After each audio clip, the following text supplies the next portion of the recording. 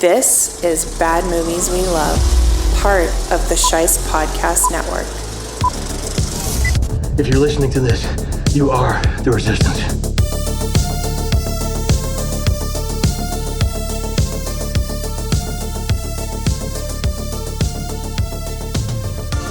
Hello, Bad Movie Lovers. I am your host, Nick Scheist. The master of this stupid stuff! And welcome to a special crossover collaboration between Bad Movies We Love and the Two Asian Blokes podcast celebrating John Woo Lai. Yes, that's correct. It's the films of John Woo. Before we anoint him as the first director to be featured 3 times on Bad Movies We Love, we've got a little bit of housekeeping to attend to. If you're like me and you love your trash with treasure buried inside, you're in the right place. So before we dive in, do me a solid. If you like what you hear, follow or subscribe so you never miss an episode because we have a long list of movies to go through. You can help out by leaving a rating and a review, especially if you've ever come across one of the movies we're covering here on the show and said, wait, this movie rules. Reviews are like digital word of mouth, and they are probably the best way to help more weirdos like us find the show. And if you really want to support the show, check out the exclusive bonus episodes on the Resistance members-only tier at badmovieswelove.captivate.fm/support. If you want to get in touch with me, you can do so by sending me an email at badmovieswelove@theshice.com. You can also call the Bad Movies We Love hotline at 1-805-285-3885 and leave me a voicemail. That voicemail might even get played on the show. If you want to tell me something but you prefer to remain anonymous, you can do so by taking the listener survey. It's only about 5 questions right now. Should only take you maybe a minute or 2 at the most. And the information for all of that stuff is up conveniently for you in the show notes, just a click away. And now, on to the fun stuff. We are continuing to heat up July, but this time it's not with Roman orgies.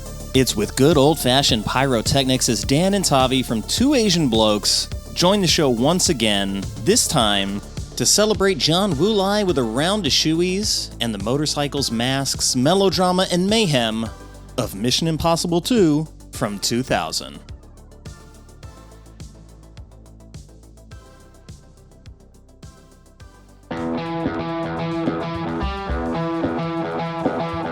Some of the action sequences in this film are the best in the franchise. He just wanted to raw dog that motorcycle right through the fire. Ethan Hunt is a living manifestation of destiny or something. No one told him that John Woo added more explosives. John Woo is probably one of the best, big explosion guys. When he got to Hollywood, it started off pretty well. It was the most successful movie of the year. I have the soundtrack for this movie. I have the physical CD. What even happened in this movie? There's a love triangle. There's a virus. It's like I'm watching an ADHD child or something. It's definitely the sexiest Mission Impossible film. Would you drink a beer out of Ethan Hunt's shoe? If that was an actual Australian, he would turn up with a mullet and a trade high vis. Tom Cruise is very lucky he didn't cop a knife to the eye. There's literal and figurative chemistry. I think this works.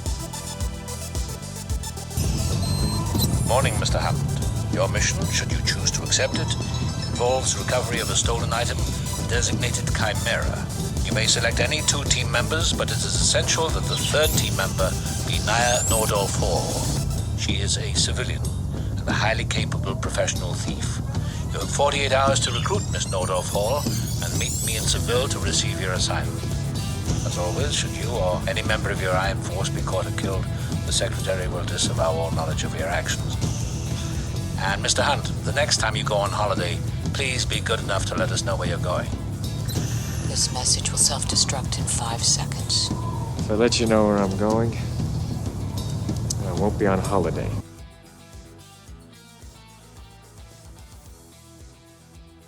Well, what's up, guys? Welcome back to the show. I'm joined again by Dan and Tavi, two Asian blokes. What have you guys been up to since the last time we chatted? Yeah, howdy.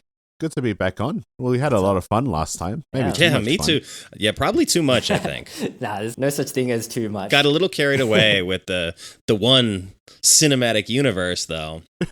Yeah, Dan, you really milked that for content. I couldn't let all that gold go to waste, guys. Yeah?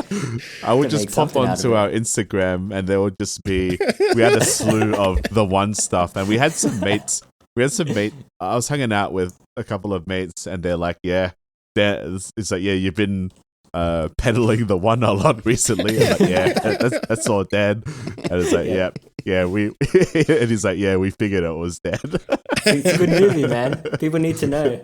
It is a good movie. Yeah. I mean, you really went above and beyond with sort of producing like side content for that episode, but it really was a fun episode. It's one of the most fun episodes I think I've done in a long time, listening back to it. Like, we just laughed a lot. We seemed to vibe on a lot of the things that we both liked about the movie.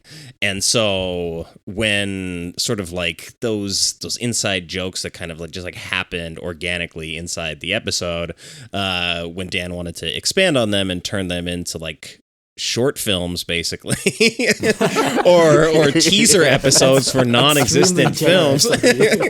Yes, very generous. That is. Well, that adds a bit of pressure. I would have called it random bullshit, but yeah, I'll take short films. Sure. Hopefully, this review can shine, because there's a lot in the movie we're going to talk about today that I like, that has a similar context to the one. Interesting. They share a lot of similar elements. It's the music, Nick. It's the music. But we'll talk about it. We'll talk about it, yeah. Stop giving away our content too early, Dan. It's not how this is. It's not like our podcast. Nick actually has structure. Yeah. Some. Well, do you guys want to do the honors then and sort of introduce the movie that we're going to be chatting about today?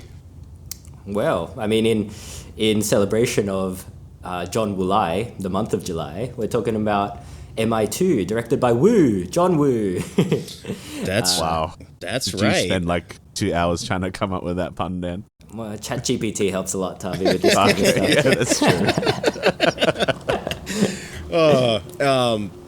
You guys approached me about doing this for my show, and it's like I didn't have a lot planned for July because I am already sort of going to be taking time off, and it's not like officially John Woo-lai on my show, but it's something that you guys are doing, and it actually makes John Woo the first 3-time Bad Movies We Love director, because we now have Mission Impossible 2 joining Hard Target and Blackjack.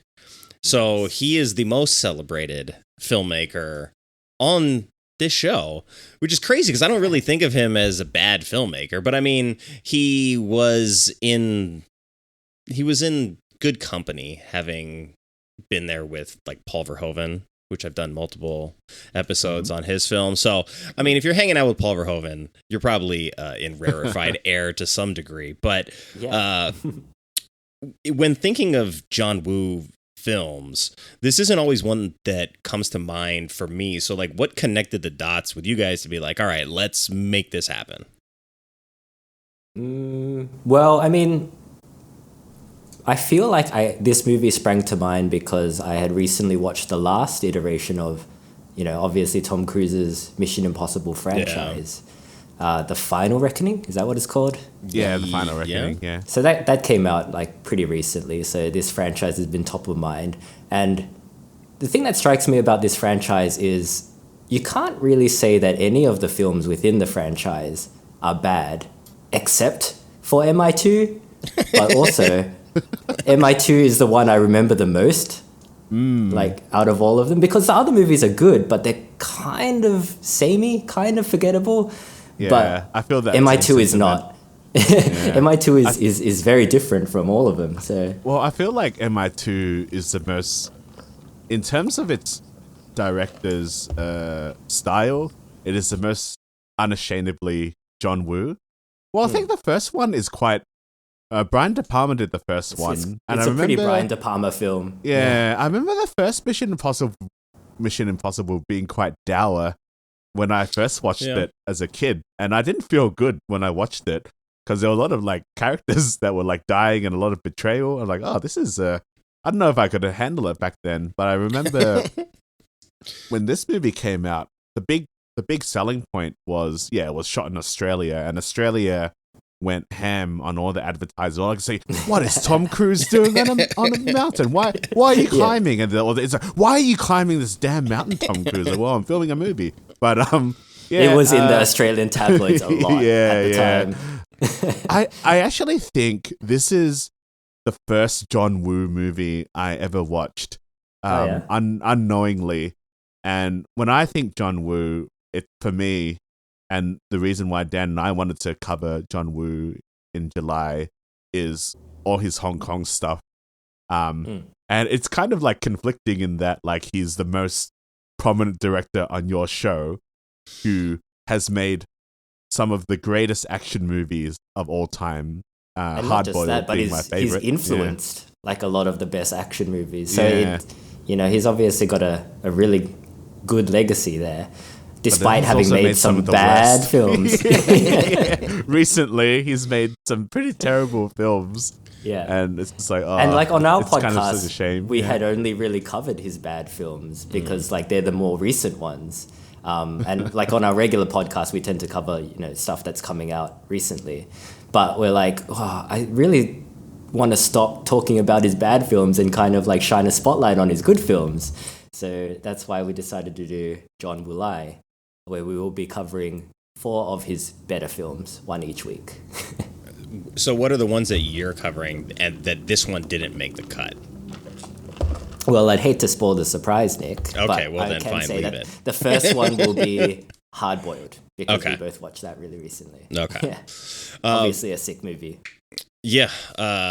So I guess my follow-up question would have to be, do you actually view Mission Impossible 2 then as a bad movie, or is this one that is a good movie that has problems and is maybe just like not the strongest of the franchise? Ooh. It's a good question. I wouldn't say this is a bad movie. I think in terms of the Mission Impossible formula, its stakes in terms of the heist elements aren't as strong compared to the ones that come after. But in terms of a fun action movie, I think you're in for a good time. I'm a bit biased because I love heroic bloodshed, and I think this is one of the first times that I had seen people, Tom Cruise, just doing flips and shooting people and diving through. And I vividly remember being so excited watching this movie. I watched it with my dad in the cinema like years and years ago, and I was like, yeah, this is a sick movie. But I was quite surprised at how maligned this movie is. Everyone seems to really... Well, actually, when I was on Google recently, it's not as maligned as I thought it was, but I don't know on whatever avenues I've been on that people will just say, like, I really dislike Mission Impossible 2. Generally considered to be the weakest of the franchise, and it's the most different of the franchise. So I can definitely understand why people would feel that way. But yeah, like you, I am a big fan of heroic bloodshed, not just in John Woo movies, but also like in films like Desperado. But so I really like a lot of elements of this film, but I think probably as a John Woo movie, it's definitely not the strongest John Woo movie. It's probably not even the strongest Hollywood John Woo movie. Yeah. And as a Mission Impossible movie, it's so different. Like not just in stakes, but in tone and in action direction and in hairstyles, in costume design. Like everything is so different. Yeah. So I don't know. I really like the music to this movie. I mean, I like this film, but yeah, it's probably a bad film to be honest. Okay. Yeah, I mean, it is very easily identifiable as a John Woo film. Like if you hadn't seen it before and then you just like had to guess which famous director had made this movie, I think you could probably narrow that down to a few. And then I think if you see the John Woo in it, it's like sort of just, it's undeniable, right? But that's for fans of John Woo. And so for people who've only seen maybe a movie or two of his, I think it would still probably be somewhere on their radar. But since we're talking about quality, quote unquote, so as I mentioned, this was directed by John Woo. The screenplay was Robert Towne, but the story was Ronald D. Moore and Brannon Braga. Based on the TV series by Bruce Geller, starring Tom Cruise, Thandie Newton, and Dougray Scott. Tale of the tape. This has a 6.1 IMDb score, so solid. Metascore 59, not great, but still solid. Letterboxd of 2.6, Rotten Tomato critic score of 57, audience score of 42. So gives us a Bad Movies We Love total score of 54.2 out of 100. So it lands us like right into what I like to say is like the breadbasket on the show. It's the sweet spot for movies that are very polarizing in that they are sort of universally disliked, but then they have big supporters. So it's like you're going to get a lot of movie fans probably that rate this like, if they're using stars, right? This would be like a 1-star film for somebody, and then it's going to be a 5-star film for somebody else. So it makes it a good vehicle for sort of like a rich conversation about the film itself and like what works and what doesn't. So I think it's like a great pick for the show. So thank you, not only for bringing the movie, but it's going to give me like a full extra episode in a month that I wasn't like planning on doing anything. So free content for me. But awesome. Before I get to the point of the show where I'm going to do the setting of the table and talk a little production notes, I'm not a rankings guy when it comes to movies, but I know that a lot of people are, and it's a very popular thing amongst the fandom of like, here's my Mission Impossible rankings kind of thing, right? So where does this movie rank in your own Mission Impossible rankings? And if you know, where does it rank in your John Woo rankings? Oh, wow. Okay. Ooh, that's a good one. You want to go first, Stan? I got to think about this one, man. Well, I think my Mission Impossible... Yeah, I think my Mission Impossible ranking is pretty easy because I feel like they get weaker with time. So I think the first one is my favorite, probably. Yeah. And then it's just diminishing returns from there, maybe with the exception of Fallout, which I do think is quite good. But like I mentioned before, like a lot of the later ones are kind of interchangeable for me. So yeah, that's probably where it stands. It's just a slow decline from 1 to 7 or whatever, however many they did in the end. In terms of John Woo rankings, you know, it's all this Hong Kong stuff up the top.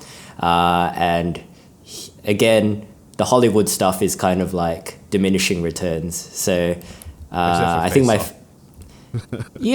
think my favorite Hollywood film he did was probably Hard Target, and then Face Off, and then maybe this one, and then everything else after that, or like everything else can go after that. That said, I haven't actually seen Broken Arrow, so maybe I've heard that one's quite good. It's fun. Yeah, I mean, it kind of operates like on a similar frequency in that you're kind of using Travolta's villainy as one of the things that makes the movie go. And it does a lot of the same kind of stuff tonally. It's not as complicated as Face Off. Okay.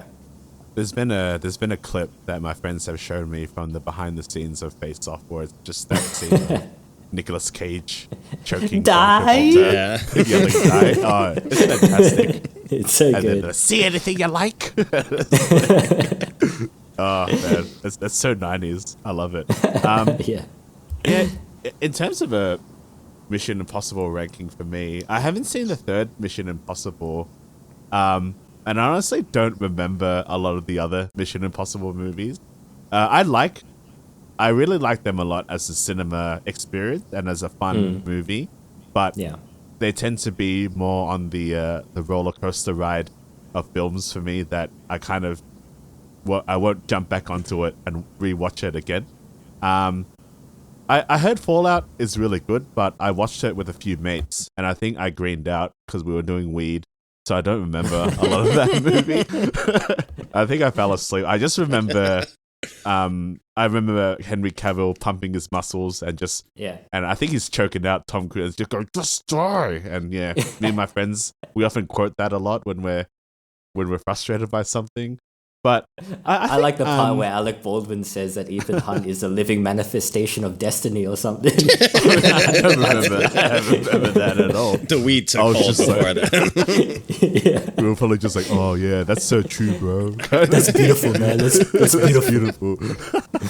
But I would put, I think I actually really enjoyed Dead Reckoning, and I'm not sure if it was Ghost Protocol or Rogue Nation that I really enjoyed. That's the It was thing, one of the right? Jeremy Renner ones, that's a thing. But I really liked that one. But I would probably put MI2 as a third of my favorite. Just because it's not the strongest in terms of a MI formula, but I just love John Woo. In terms of John Woo ratings though, I would probably put it quite low. I like Broken Arrow more. I like Face Off more, and obviously more of his Hong Kong stuff more, and Hard Target. Even I enjoy Red Cliff a lot more. I haven't seen Paycheck. I haven't seen he did some did he do some rom-com or something? So yeah. But yeah, MI2 is probably mid to lower tier in terms of the John Woo category because it's not enough squibs and not. Yeah. I think I would prefer watching a guy get shot 50 times before he collapses and people flying through with shotguns. But it's a PG-13 movie, so I get it. I don't think the executives would have let him do that. Tom and Cruise it's probably isn't all about that. probably for the benefit of the extras and actors. Actually, when you go to the trivia point, there's something I do want to add when you talk about that, because I know someone that worked on the production of this movie. Oh yeah, they had an interesting story that I'll share, but I won't name them. Okay, so I won't get them in trouble. We'll save it's that. It's funny just thinking about John Woo's filmography, because if we're going to rank them, it probably is like The Killer at 1989 is at the top, and The Killer 2024 is at the bottom. Don't bring that fucking movie. There's a nice there's a nice bit of symmetry there. I get so sad. I get so sad thinking about that movie. Yeah, it's pretty bad. Yeah, I was going to ask you guys about that because, I mean, it's his most recent film. It's a remake that he got to make of his best film, which, just on the surface, I'm like, okay, just to make it for a different audience with English as the main language. I didn't even see it. I was just like, do I even want to see this? I heard some good things about it, but I didn't see a ton about it. But I will take it that it is not great, at least not like the original. It made us sad. Watching it and talking about it made us sad. we covered it. Because I think it's not a horrible movie. It is just extremely generic, and you have to compare it because it's a remake to one of his greatest movies, and then when you watch them back to back, it's just really sad to see the difference and the lack of I'm not sure what the word. Just the lack of soul. The lack of soul, yeah. There's no soul in it. Yeah, it's just bad. It's just, and yeah, it's one of my least favorite movies of all time. Even though it's not the worst movie I've ever seen, it's just sad. It just makes me sad. It's kind of an illustration of John Woo's trajectory once he entered Hollywood as well, because he was known for the kind of gritty cinema, pioneering the heroic bloodshed movement in Hong Kong action. And then when he got to Hollywood, it started off pretty well, but then slowly over time, like those rough edges kind of got sanded away, and the action got less gritty. And you can even see it in the movie that we're talking about today, MI2. Like you said, there's hardly any bloodshed in it. And then you get to the point where he's remade, one of his best films, but all of that, his personality is just taken out of it. So, that is sad. It's making me sad now just thinking about it. But yeah, sorry. We didn't want to kill the mood, but you asked. With that being said, I still want to see Silent Night, which was like his Christmas manhunt movie with Joel Kinnaman. Yeah. I still am interested in that, so I will still give him the benefit of the doubt. It's all right. Don't dissuade me. Well, before I get to the next thing, since this movie was shot in Australia, Mission Impossible 2, like you already mentioned, it was all over the tabloids. Like, being Australian, does this movie carry like some sort of extra weight for you guys that like this sort of big franchise, this big movie star, a director that you love is making this movie in Australia? At the time, yeah, I think it did, but at the moment, not really. I think to me, rewatching it, it's so quaint. Like we'll talk about it in more detail, but some of the Australian elements in this film, it's so Aussie, and it does date the film quite a lot. I'm talking about the cars, I guess, in the car chase. Oh, the cars. More specifically, like it's so funny seeing this like, in this world of like high-end espionage, they're just driving around like suburban Australian streets and holding Commodores in like Ford Falcons. It's really funny to get the best satellite reception. You're out in the fucking like desert, which is not anywhere near Sydney at all. That's like the other side of Australia. Yeah. And also, I love seeing the Opera House as much as the next guy in the film, but it's just really funny to watch now. Yeah, Circular Quay, because they go around Circular Quay a lot, and that's really been gentrified now. Yeah, the one aspect that I found unrealistic is the I guess he's the Benji of the movie, the hacker, the Aussie hacker. Oh yeah. So if that was an actual Australian, he would turn up with like a mullet and a trade high vis, and more than likely wouldn't turn up. He would just like he would get lost and then send a text message saying, "I got lost, so I'm gonna come in 2 weeks' time." And so he's too reliable. Yeah. So he very unrealistic. He would not be there. Unrealistic. Yeah. And also, yeah. Go ahead. No, I was gonna say he would probably had like done like a couple of bong hits like the night before. And it's just no doubt. Oh, I forgot my computer. Rocks up 2 weeks late with a Dare Ice coffee under his hand. He's got a Dare Ice coffee. Yeah. That would be a more accurate representation of the Australian worker, because we're run by tradies. Well, which is sorry, go on. That's like the Hollywood of it, right? In that it's sort of not meant to really be authentically Australian, but it is.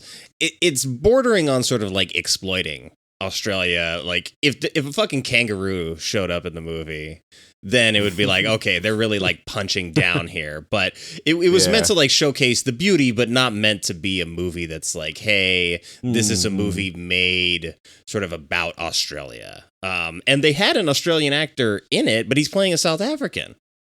Yeah, Richard Roxburgh. I was confused by that. I'm like, why? Make him the South Australian African? guy. That was true. I'm like, what are you talking in a South African accent for? Kind of thing. And I'm like, is that so weird? Just be Australian. You Australian. Be Australian, right? Like, no, I lost out on the Australian role. Sorry, but at least he got into the movie at least. So I mean, at least you got like one guy in the main cast who's actually he was Australian. killing it in Hollywood at this time. Richard Roxburgh. Did he do Van Helsing around this period? Yeah, and League of Extraordinary Gentlemen. 2 other movies that have been on my show. So now. He might even be the most talked about actor that has not had a month dedicated to him specifically on the show, but he's been on here several times now. Breaking all sorts of records. Yeah, we are. Really. know, right? Him and Wu becoming 3-timers on this episode alone. I'm going to take a moment to set the table.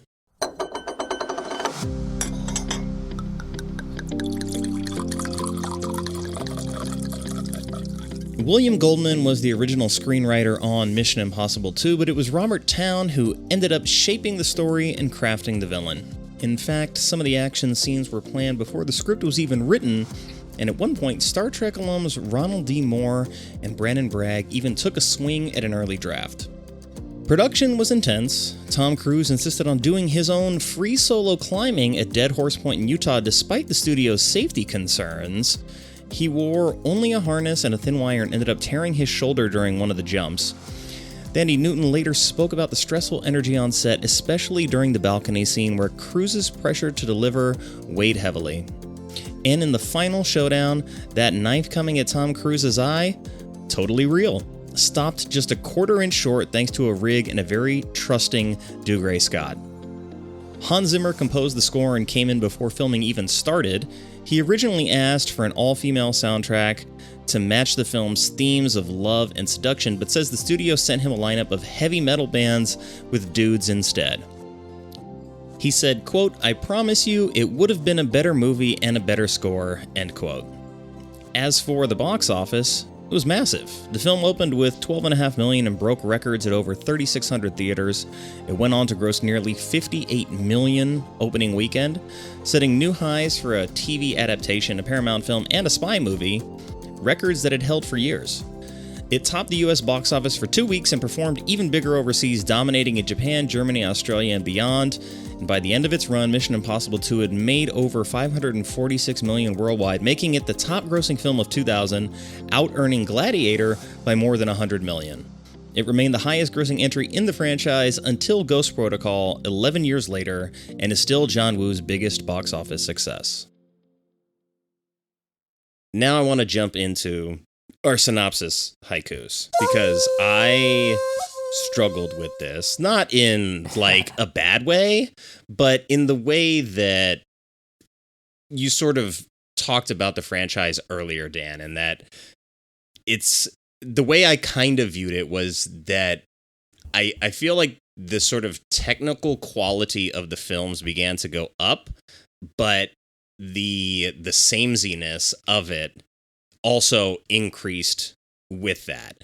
And as a result, I can't really tell those movies apart. Fallout I didn't see, but if you ask me like what the details for each of the ones after 3 are, like I couldn't tell you the difference really between the majority of those films. I'm like, one of them you have Rebecca Ferguson die in a sword fight where she has the sword and she gives up her distance advantage to a guy with a knife and dies, and like that pissed me off, and I still don't remember which one that was, but I know that it was before one of the last ones. Yeah. But that said, they are fun to watch in the movie. Yeah, they sure are. I even the new one, the most recent one, obviously people love it, made a shit ton of money. I felt like it's a movie that is, I don't even want to say this because I don't really like punching down, but I feel like it's a movie that's mostly a bunch of mediocre stuff that is strung together by things that are like super awesome. So, I mean, the plane scene is one of the best things I've ever seen in a movie theater ever in my life. And even the stuff on like the nuclear submarine, the set design for that, like the choices, sort of like the pacing and stuff that goes along with that. Tom Cruise wrestling around, like knife fighting a dude in his underwear, calling him like an internet nerd. Like there's great stuff in the movie, but a lot of the stuff connecting the great stuff is not very good. And I think that's maybe the thing that stops me from really sort of like loving the franchise like in the way that a lot of other people do, because it is sort of like a great popcorn flick, go to the movie theater, enjoy yourself, and then like, but as soon as that experience is over, I'm kind of like checked out at that point. I'm not thinking about too much like, oh, I can't wait to see the next one, or let me go back. I didn't watch 1 through 6 before seeing 7. Like, that wasn't what I was gonna do. I would have not re-listening to the soundtrack in the car ride home, like you would have done for this movie. I have the soundtrack for this movie. I have the physical CD for this movie. I have a request, Nick, and I don't know how this is going to work because of music licensing and that. But I know you have a soundtrack that you play over the synopsis haikus. But if there's any possibility that we can replace the regular soundtrack with that awesome guitar riff while we're doing the haikus, that would really make my day. It's going to be a Limp Bizkit guitar riff. This is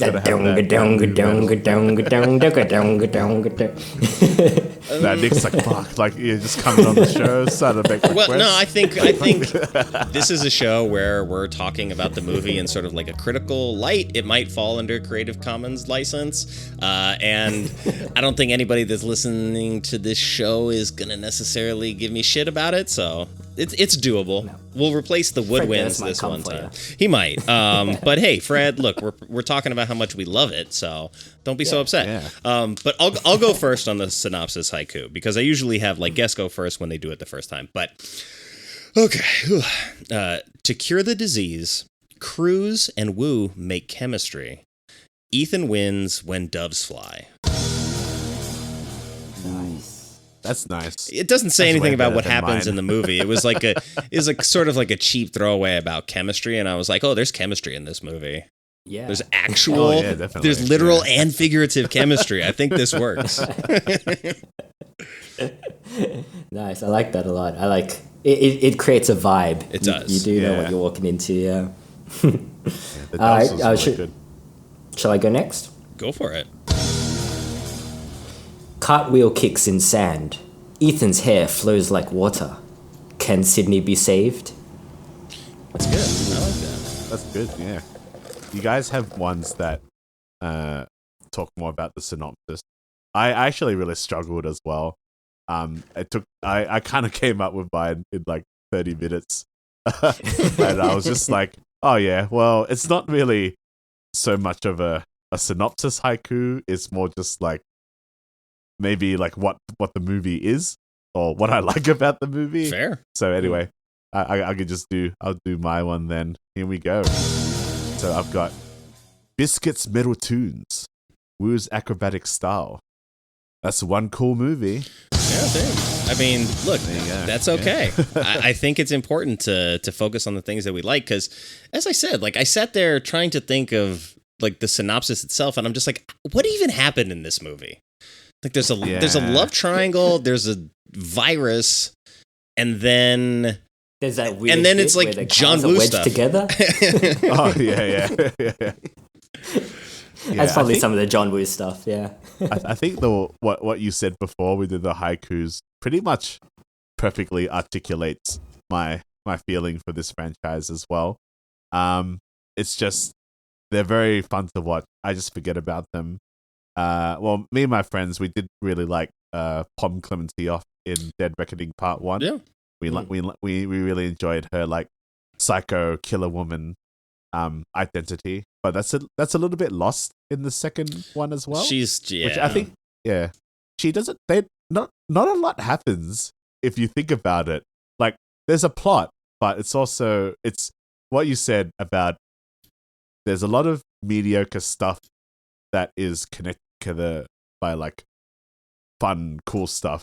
So it kind of You know what could have helped connect that tissue a bit better is a Limp Bizkit soundtrack. I need a Limp Bizkit soundtrack. Take a look around, man. It's vital.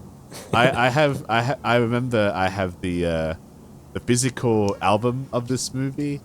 Metallica's on there. There's a band called the Butthole Surfers on there. Yeah. I'm like, what? I remember as a kid, I was like, what is the Butthole Surfer? And I also have the single for Take a Look Around. And it's also one of my, it was one of my favorite songs to sing at karaoke as well. Because I tend to just like let loose. It's really fun. Like, it's that same thematic thing that I really enjoyed with, or the same element that I really enjoyed with the one. And MI2. It's not as prevalent in MI2 as in the one, but yeah, the soundtrack it's just of the time of just really really cool like metal new metal. I think it music. helps to sell like this new edgier version of Ethan Hunt. Yeah, everything's Like- edgy in the 2000s. Yeah, we had Yeah, this yeah, edginess.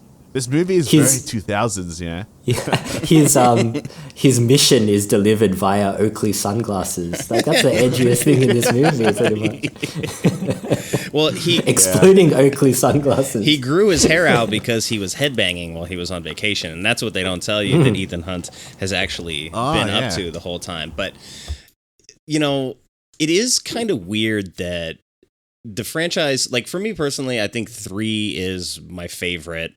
A lot of that has to do with Philip Seymour Hoffman just being amazing in pretty much everything he does. And so I'm drawn to his performance in that one. But 3, I think, is sort of the first one that begins the path down. Like, this is now the formula, and we're going to stick like closer and closer to that. But watching this, I felt like the sort of death-defying stunt stuff that we've seen in the more recent films kind of like was very much here in this film now. And this movie was the highest grossing film in the franchise at the time. And it held that until at the time. Well, so it did better than 1. Yeah, it did better. It made more money than the first one, and it was the highest grossing until Ghost Protocol, which I think was like 4 or 5. So it was okay up until 2011, but it was successful, and it's sort of like strange that maybe the original path was to, which I read Tom Cruise was interested in, was that each movie was going to sort of be like its own identity as like a vehicle for the director. And then after 3, it sort of gets in line in the same way that the MCU sort of worked, where it's like, yes, like there was different directors working on projects, but they all sort of kind of like were like shuttled into the same direction. So it's like, okay, you have to have this kind of humor. Like we need to have sort of these elements in play to make it all seem like it's part of one universe. And I kind of liked it better when it was like, nope, we got De Palma doing the first one, we got Wu doing the next one. Like it's gonna be different every time. But this one ended up being sort of the redheaded stepchild of the franchise to many. But I have a friend who likes this as their preferred Mission Impossible. So it's good to see that it's on the top of somebody's list. But why do you think that this one is sort of the odd man out in the franchise? Well, I think like if you had never seen a John Woo movie before, and if you weren't familiar with the John Woo tropes, a lot of this movie would be really weird to watch. What the fuck did that Like, dove come from? Yeah, why are their cars wedged together and they're just staring longingly into each other's eyes while heading towards this cliff? Like that makes sense in the context of a John Woo movie, but when you're watching it like off the back of Mission Impossible 1, directed by Brian De Palma, where it's like this intense like paranoid situation and everybody's real sweaty and all the like camera angles are just pointed up in their face, you know, it's such a different movie, and it's such a like it's such a big whiplash, I guess, that that's fair. You know, I don't think it's what people were expecting, and I think it's a bit too weird for mainstream audiences. Some of the tropes. I think I pretty much share exactly the same sentiment as Dan, but I guess I can add something about it's interesting that you mentioned like De Palma and Wu as auteurs, and they have the Mission Impossible license, but they can experiment with it. There's a franchise, obviously the Alien franchise doesn't have a formula, so each of those movies feel very, very different. And I think I would enjoy the MI series more if it had each movie to be quite uniquely different in terms of an auteur's personality. I mean, we watched the movie recently, 28 years later, that I have a feeling it's going to be this received in the same way as MI2, is that it's just a bit too weird to really be universally accepted by like a general audience. And I think is what Dan says, it's too weird. It's like, how does this guy not reloading How's he doing like flips and shit like that without any kind of elevation or whatever. This is Tom Cruise, right? This is not in 28 Years Later. Yeah, this is Tom Cruise. Yeah, I'm sorry. I didn't shift that topic very. There was some acrobatics in that movie as well. Yeah, I'll whenever you watch it, you'll see. But yeah, with MI2, I think it's just a bit cheesy. There's a little bit of melodrama that doesn't really resonate that well with Western audiences. It's very stylized. The action is very stylized compared to any other. It's like a different style to the other films. I mean, it's definitely the most Ethan Hunt has kicked in a Mission Impossible film. Yeah. Is it his highest body count as well? Probably, right? Yeah, he kills a lot of people in this movie. Yeah, he does. Yeah, he's got some pistol dual wielding. I know he shoots a bunch of henchmen because Ambrose does have a lot of henchmen in this movie. So there's a lot of like fodder to kill. And I think what we've seen in a lot of like the other movies is like he's got his own team of sidekicks. So the sidekicks all fight the henchmen, and then he chases the lead villain. So it sort of like restructures the way that Ethan is sort of considered, because like at this time all we've really seen him do is like be the spy in the first one. So when we sort of see Ambrose's approach to dealing with Ethan and like how he thinks, right? He does make fun of him a little bit. He's like, there's going to be some pointless like acrobatics, I'm sure. He doesn't like conflict. He wants to like go sideways and sneak in somewhere. So it is painting the picture of Ethan as this character that like he has to then overcome like within the movie that we're seeing. So like on the one hand, like you have the script sort of painting him as a guy who is not the hand-to-hand combat guy. And then in the movie, in order to like win the day, he's got to do the thing that they said that he wasn't. So it's an interesting like character archetype for Ethan, because I feel like, after this, he sort of like he becomes a living manifestation of destiny. Yeah, there you go. No better way to put it than that. Yeah.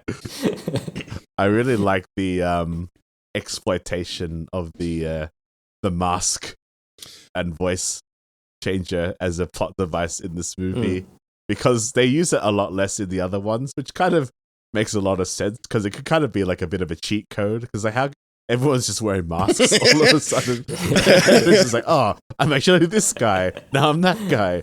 And I always question, like, why wouldn't you just use that all the time? Especially with the demise of Richard Roxburgh's character.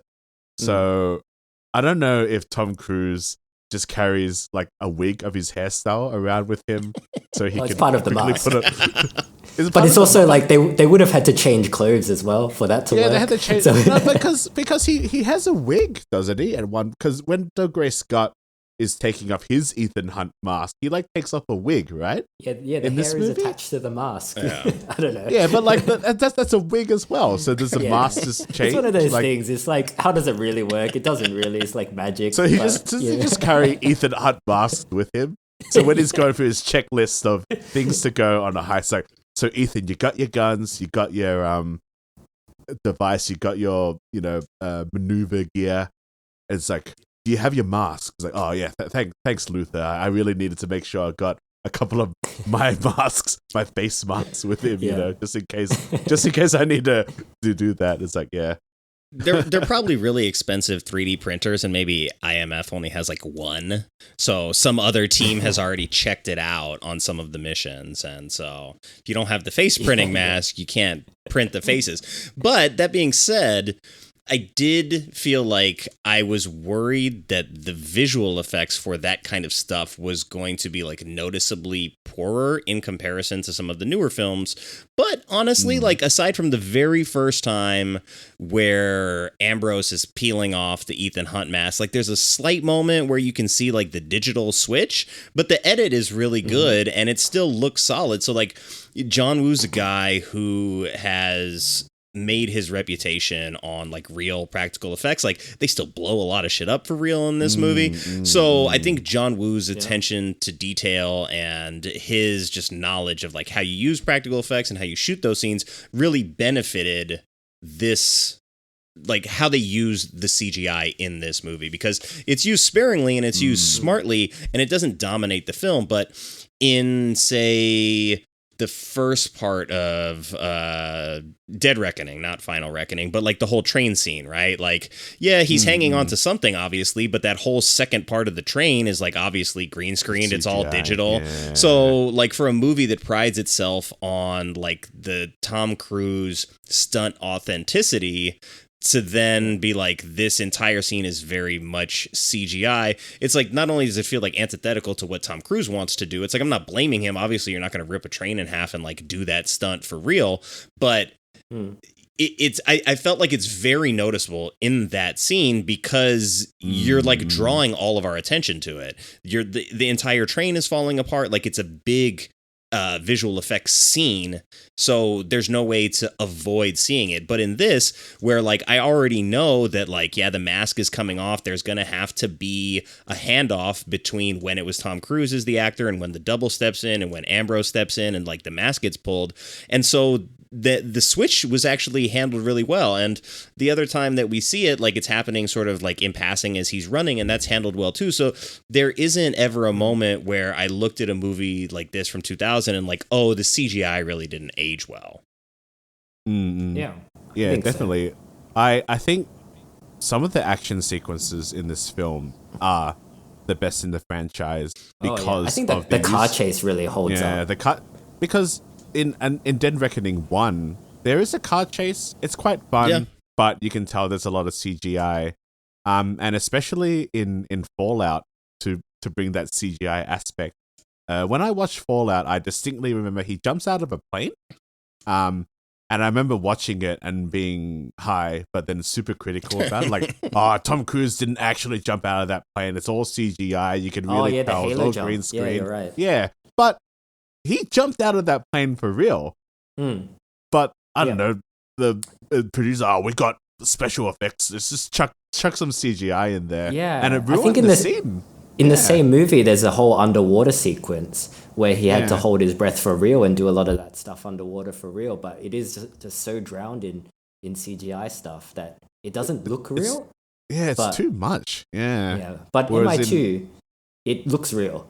And you have to choreograph especially during the first shootout where it really becomes a stylized John Woo heroic bloodshed moment. Like there's a shootout and you're watching all the sparks of all the pipes go off at different times. And that's just hard to choreograph because I assume if you want to get another take, you're going to have to reset those squibs. You're going to have to get the explosive expert. Then you've got your safety crew's got to double check everything again. So to keep doing that takes just a lot of precision. And that's what I really like about this movie. And as you said now with the car chase scene, like that's all pretty much for real. Like you're not green screening anything. Not that I could tell from watching it. So it's quite amazing to see this. Yeah. Yeah, and even like little things like the part where Ambrose like tries to press a knife into Tom Cruise's eye or Ethan Hunt's eye.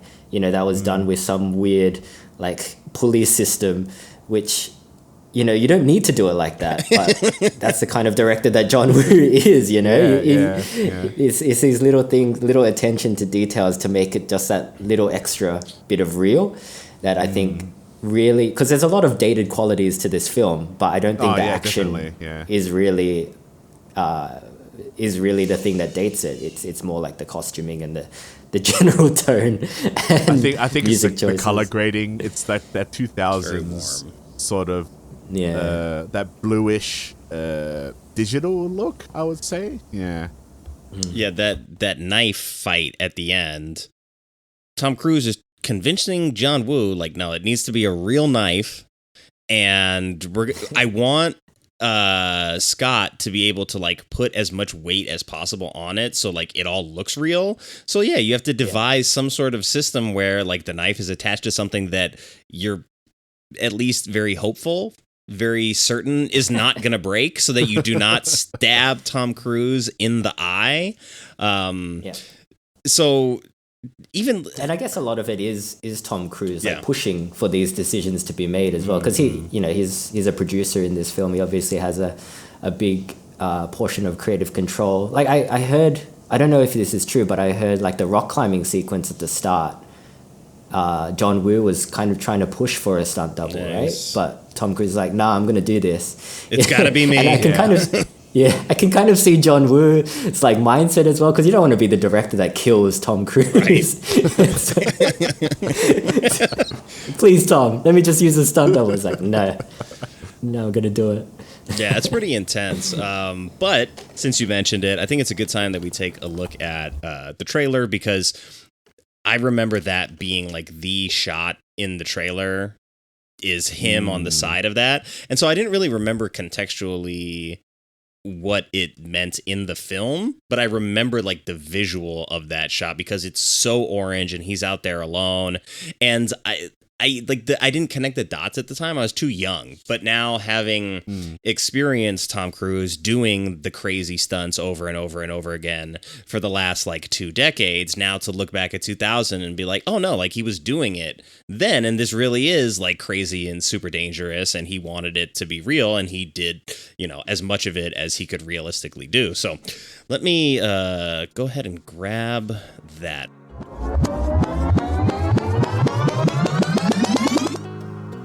This trailer rewind is brought to you by the latest breakthrough in beauty. Tired of the same old face looking back at you in the mirror? Well, what if your skincare routine could do more than rejuvenate? What if it could liberate? From the makers of Chimera and Bellerophon comes the next evolution in biotech beauty. Face Off by BioSite Pharmaceuticals. Using ethically gray science and molecules engineered for maximum plausibility, Face Off redefines what it means to feel like yourself by letting you become someone else entirely. Whether you're trying to infiltrate a pharmaceutical cartel, seduce a double agent, or just want cheekbones that can cut glass, Face Off is your gateway to a whole new you. This isn't self-care, this is self-replacement. Face Off. Skincare so revolutionary, you might just forget who you are. Apply liberally, assume sparingly. And now, back to the show. Come on. Okay, there we go. There we go. You would think I've done this before. Okay, let's full screen this and tone that down a little. Oh, it is really orange. It's so orange. Yeah. This was all over Australian news. Like I remember this so vividly. Yeah. But this isn't even shot in Australia, is it? Because you can't climb out rocks. They're all protected. Utah maybe? Or Arizona. There we go. We got that. Look at that Limp Bizkit. Take a look around. Kicking in. Good morning, Mr. Hunt. Let's see. Sorry I barged in on your vacation. Oh yeah. Anthony. I forgot he was in there. Sir Anthony Hopkins just showing up. I don't quite know where to begin. Oh yeah. That guitar rips, man. Damn. You know? No. Should I? She's got no training for this kind of thing. To go to bed with a man like him, This music, man. Like I still listen to this song very regularly. Welcome to Australia, mate. This ain't funny. It's definitely the sexiest Mission Impossible film. So. Yeah, it is. Yeah. I don't think I can do it. There we go. We got the dive in. Very. Well, this is not mission difficult, Mr. Hunt. It's mission impossible. Oh, they edited the dove out of that scene. Yeah. Oh, yeah, they did. Like, no one's gonna get it. Difficult to be a walking Oh, yeah. I do love a good, like, standoff. when he picks up the gun. Even this sequence was just a lot of fun. Just like the motorcycle joust. Motorcycle joust, yeah. As they like crash into each other and cross-body press each other in the air. Yeah. Good stuff. Oh crap, we went for the same so cool. move. Yeah. I mean, they're equally trained, you know? They both went to the motorcycle joust lesson at IMF training. Smart, you know? It's like, fuck, he read my move a little one step ahead. But the whole end sequence, the chase with the motorcycles is... it is long in that you kind of like end up in a little bit of a place where it's like just the runtime of it is maybe a little redundant at some point, but it is enjoyable to watch them sort of have that moment. And it's the only moment in the movie where they sort of get one-on-one time as hero and villain, which I don't recall too much in a lot of the other ones because the cast got to the point where like so many of the side characters were more important. Like, you know, the other actor who plays like the guy who's the pilot and the hacker or whatever, he's kind of like not important to this movie. Like they needed somebody because Anthony Hopkins, like, you got to have 3 people and this guy's got to be. He doesn't have to be one of them. Team as well. Yeah, for a Mission Impossible team. Yeah. Exactly. So it feels more intimate in that way, and also like the design of the story itself is kind of about not really a love triangle, but it is sort of like romantic entanglement, we'll say, and because of that, you're changing the dynamic sort of how Ethan behaves, because like his motivations are not about necessarily the mission alone, and you give him an actress in Thandie Newton who is a very capable actress, and I think brings probably a lot more to this role than is actually on the page, because she is sort of regarded even by Ethan in some moments as if she's, I don't want to say property because that sounds strong, but the movie definitely sort of treats her as not like necessarily a woman of agency, but she does show it in the end, and I like that because it makes like the relationship between the 3 of them a lot more complex. I think where that story misses is that we're only meeting Ambrose for the first time. So like he apparently has like a one-sided rivalry with Ethan where he clearly knows about him, and like this would have been great if he were either part of Ethan's team or like involved in the first movie. And that carried over into this storyline, because it's like, all that stuff's implied, but like Scott is very sort of good as like the smarmy villain, and he's got this like great slow motion scarf catch that like it's meant to show that like he's maybe gonna strangle her when she shows up. So it's like the first time like he sees her, even though he wants her, is like, you know, this may not end well for you. Yeah, he's pretty sinister, and I like that he kind of knows that she might be a plant, but he doesn't really care. He's just kind of using her as well. I think you're right. Like they do talk about how he is as capable as Ethan and how he's doubled Ethan in the past, and so he's kind of like set up as a counterpart, an evil counterpart to Ethan Hunt, but it would have been good to actually see how capable he was, I guess. Yeah, it's funny how I think that style of writing is still quite like early or 90s Hollywood, where the female lead has less agency, and it's also the villain who likes to hurt his own henchmen.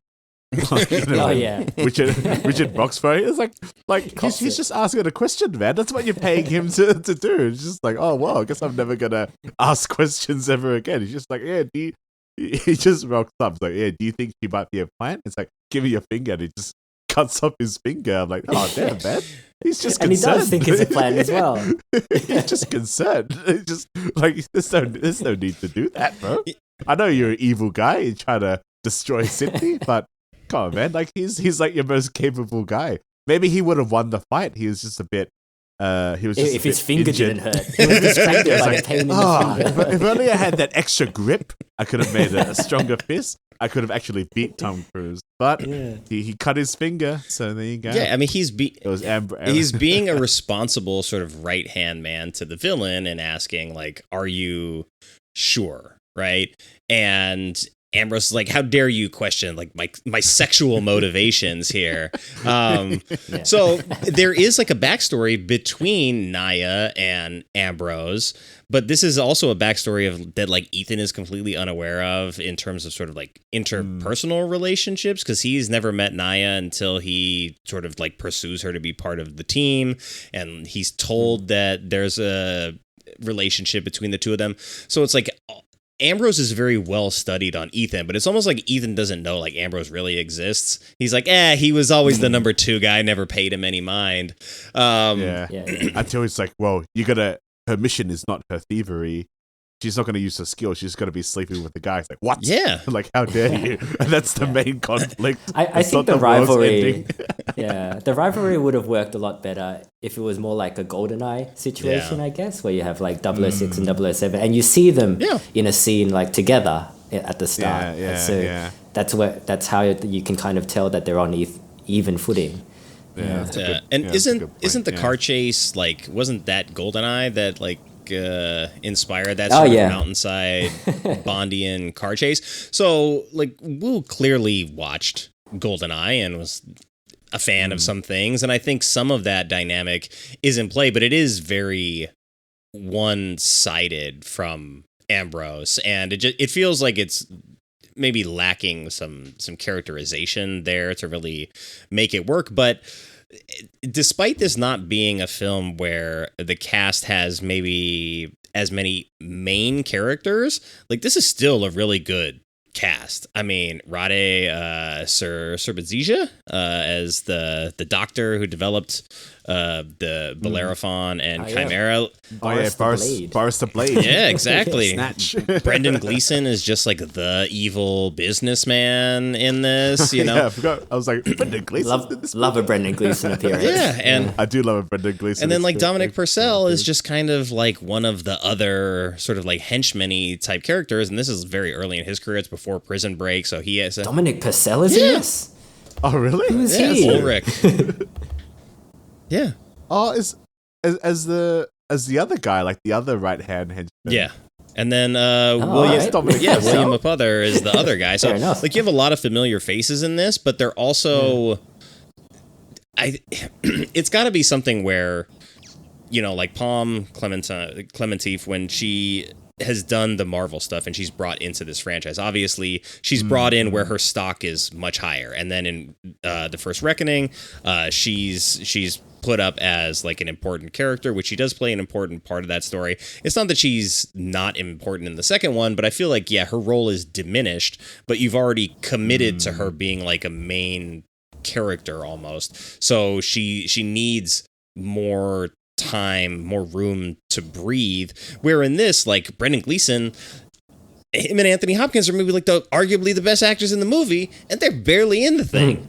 So, so it's like just a completely different approach to like how a movie like this is getting made 20 years ago versus how it is gonna get made now. And I don't like, even if John Woo was approached to do another movie in the Mission Impossible franchise, I feel like the way that the franchise runs now, it would probably be more like what we already see at this point in the franchise's history than this movie. Yeah, I think so. I think it's all well and good to be like, you know, we'll make this franchise around like giving each of these directors their own artistic vision. But I think the safer approach for studios is just to do the same thing again that was successful the first time, right? And this is how we get franchises that are like Mission Impossible, that are like Fast and the Furious, you know, that are like the MCU. I mean, in fairness, I do feel like the MCU has probably done that the best. Like, I'm one of those few people that really likes the Doctor Strange Multiverse of Madness film, because I do feel like it has a lot of the Sam Raimi in it. Yeah, it does. But yeah, like a lot of these franchises, they do tend to be a bit samey because it's just safer. It's just more, you know, more cost effective than it is. Definitely more boring. Than there's not as many. I'm not defending it. I'm just saying that's the way. That's the way it is. Dad. How dare you? I need a new producer. Two Asian Blokes is over. Well, you know, there's a couple things in particular that we've talked about that I wanted to make sure I didn't forget. One of them is Tom Cruise's sort of physicality in this. And like you said, he throws more kicks in this movie than we've seen Ethan Hunt really ever kick before. He probably threw more kicks in this movie than he does in the entire franchise combined outside of this movie. But he also does a lot of flips, and I don't know that I saw a single flip that was actually warranted. So I'm curious, like if this was there's one, he jumps out of a building where he's skydiving, right? And he's in full flat skydiving position, then he just does a flip and opens the parachute. He does another one where he just like flips with the gun but doesn't actually really shoot with it. He's kind of like flipping away when he's like running away. He does a flip kick on a guy, which I'm like, okay, this makes sense. And like they slow it down and they focus on the fact that he's landing this like very high impact heel kick, but he kicks the guy in the stomach. And I'm like, wait a second, he's ending fights with body shots?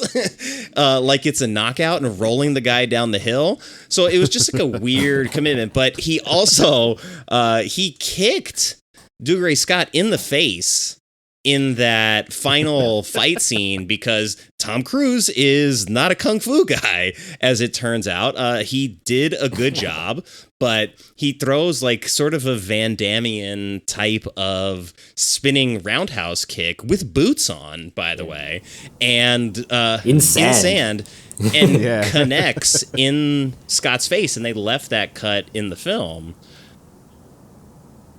Yeah. Oh, okay. So he wasn't meant to kick him in the face? He was meant to look like he kicked him in the face.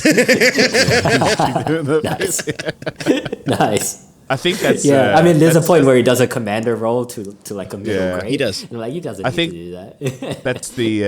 I guess that's the sort of justification for a lot of films relying a lot more on CGI, because John Woo is pretty notorious for...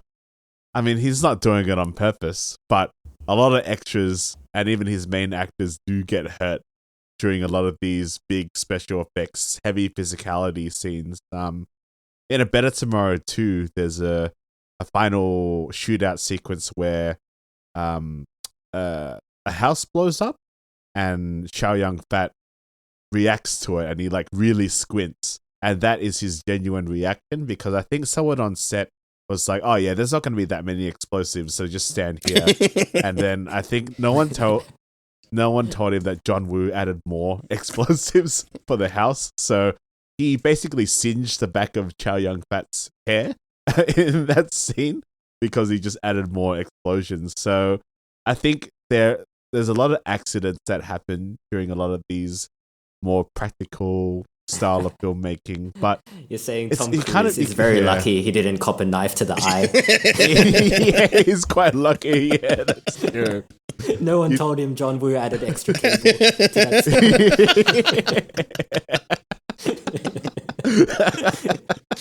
scene. Tom Cruise is crazy enough to be like, I lost an eye for this movie. I wanted it to be that authentic.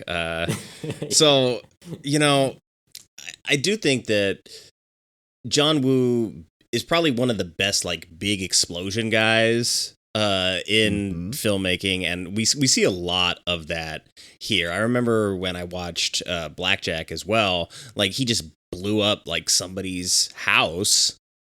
It's the entire bottom floor, you know, Dolph Lundgren's jumping into a pool from the balcony on the outside, and that kind of stuff for action movies is, I think, underappreciated now for like what it actually brings to the movie. Like RoboCop at the gas station where he gets blown up is like a fucking phenomenal scene. I think Terminator 2 where they blow the floor out of the Cyberdyne building. Like it's a great moment in that movie. And I was just watching Ballerina couple days ago, and there is a lot of real fire and it looks awesome, but then there's a lot of digital fire as well mixed in, and it's like they're trying to sort of like have it both ways. And so I understand it from like obviously a safety perspective. You don't want to like injure anybody on set. And you know, speaking of injuries that occur in John Woo films, Dougray Scott was hurt in this movie doing the motorcycle stuff, and he ended up missing out on a pretty big role in that he was in line to play Wolverine before Hugh Jackman. And he missed out on that. So that's probably one of the reasons that you don't want to do the craziest kind of stunts possible. Could have been Dougray Scott fighting ninjas in a rooftop in snowy Japan. Yeah, could have been. Could have been Dougray Scott and Ryan Reynolds. Deadpool and Wolverine. do you think he just watches that with like just so much disdain? Any Hugh Jackman movie, he's just sitting there like clasping his glass of like alcohol. He's like, that could have been me. And he's like watching The Greatest Showman. He's like, fuck it, I can sing. He's watching Baz Luhrmann's Australia. Nobody watches Baz Luhrmann's Australia. Although I do love Baz Luhrmann. I should probably watch that just for fun. But let's do some trivia. Time for trivia. Let's see. I only got 3 questions. It's not like super in depth, but since we're speaking of sort of alternate role type of stuff here, we talked about the incredible cast in this movie. Sir Anthony Hopkins, of course, plays Commander Swanbeck, and right. I didn't know that guy had a name. It's just Anthony Hopkins to me. Like, oh, hi, Anthony. Well, even when I try to type, I thought it was Don Diego de la Vega. I try to type the name out, and it keeps correcting it to Swayback, and I'm like, wait a second, that's not his name. I think it's Commander Swanbeck, and he was not the first choice to play that role, but there was another very distinguished gentleman who was in line to play that role. Do you know who that was? Oh, I do. Yeah. You do? I do know this story. I'm familiar. Is it okay if I tell the story? So the first choice was Ian That's McKellen. right. So Ian McKellen. Sir Ian McKellen, indeed. And speaking of roles that people almost missed out on, if he had have said yes to this role, I believe he would have missed out on both Lord of the Rings and X-Men. Yeah. Right? So ultimately, I think it's worked out the way it should have been. Counterbalance to Dougray. It should have been me, not him. Yeah, so essentially like the 2 film franchises that took Ian McKellen from being like a good, well-renowned character actor to being like an A-list name in Hollywood, and probably gave him a lot of financial freedom to do other things that he wants to do. So very, very cool that odd that, 2 guys that were going to be in the X-Men movie are in this and both missed out on it. But, things, because McKellen didn't take this role, he ends up in X-Men, and vice versa happens to Scott. So it's kind of weird that they have that connective tissue at all, but it happens. I mean, Tom Cruise and Thandiwe were both in Interview with a Vampire together. So there's a lot of like little stuff like that sprinkled around this film as well. So Tinseltown is a small right. So let's go to question 2. Tom Cruise personally reached out to John Woo to direct this movie after he saw Face Off, but who was offered the director's chair first? Ooh. I'm not sure. Didn't they? I'm assuming they would have offered Brian. They did. But I don't. Yeah. Oh, yeah. Okay. There you go. They did. And then I believe Oliver Stone was in the conversation, but I don't know that he ever had like an official offer, but he, I think, had written some treatments for it at one point. And it ultimately, it went to to John Woo after De Palma declined, and nice that Tom Cruise is like, hey, I'm a fan of Face Off. I want to make Face Off too.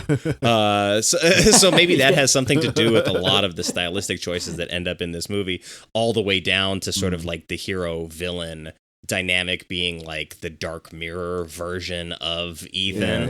That's probably why they use the mask so much in this film. He's like, fuck, well, I wanted to keep seeing faces come off. We gotta have a reason to take faces off, but we're being handcuffed here, so masks it is. Okay, so I'm sure you know the answer to this already, but question number 3: which band agreed to write their first ever song specifically for a movie for this movie? Pretty sure. The Biscuit? Oh, it was Metallica. Look, Metallica. Oh yeah, but I disappear. Yeah, kind of crazy to think that, especially at this time in the 90s. I mean, Metallica's still probably arguably the most successful band, one of them. They're still touring, actually. A friend of mine is their tour manager. They were popular enough to be Metallica at the time, but sort of licensing yourself to do an original song for a movie is something that I think as an artist, it's like, how do you approach that? Like, if you're a musician, if you're Will Smith and you're making Wild Wild West, like it makes sense, right? Like if you're Ice Cube and you're making Friday, that makes sense. Like those kind of things line up. And then like, of course, like with the sort of Bond theme song, like that's almost like, it's like the Super Bowl halftime of movie stuff. It's a special circumstance. Exactly. So to just be like, we want an original song on the soundtrack that's going to like help make this identifiable. To like get Metallica is a really big get, but it also sort of nails that 2000s aesthetic that helps define this movie categorically. Yeah, I feel like Metallica, from what I know about them, they're not the type of band to like do things like this at a whim, right? I guess. Yeah, they're a bunch of artists, I guess, is what I'm trying to say, right? Yeah, we're not just gonna lend our sound to they're anybody. Protective of their music. Yeah. I don't know, maybe they're just like Mission Impossible. Right? Or maybe they really like John Woo. Yeah. Or maybe Tom Cruise just, used his charisma to get them. Could be. I mean, Tom's a charismatic guy. And I think that's gone a long way in the success of the franchise overall. But, just some additional trivia. We've talked a lot about John Woo and sort of like how he operates, the restraints that were placed on him for this movie, and this is his first PG-13 movie. So for a guy who makes rated R, like you said, like hero movies that are bloody, that are violent, this is very like toned down for him. But his original cut of the movie was 3.5 hours long. So it's too long. It's too bloody. It's too violent. I mean, obviously, way too long. And the studio told him like it's got to be less than 2 hours, which I still don't think it is. With credits, it's like just over. But it's all those slow motion. Right? I know you're wasting too much time with slow mo, Sean. We need to speed things up. But when I did the Hard Target episode, there's like a story about Van Damme on the set of Hard Target and like how he wanted the movie to be made, how Woo wanted the movie to be made, and in that instance, Van Damme ends up with like the final edit of the film. And there's like another edit out there that is like a lot more Lance Henriksen focused, which I haven't seen, but I think it's available somewhere. Oh, okay. Oh, really? I didn't know that. I would love to see exactly. That. I would love to see more Lance Henriksen going, oh, God. It's an extra 2 minutes of him on fire. Extra great. He's just like racy all the time in that movie.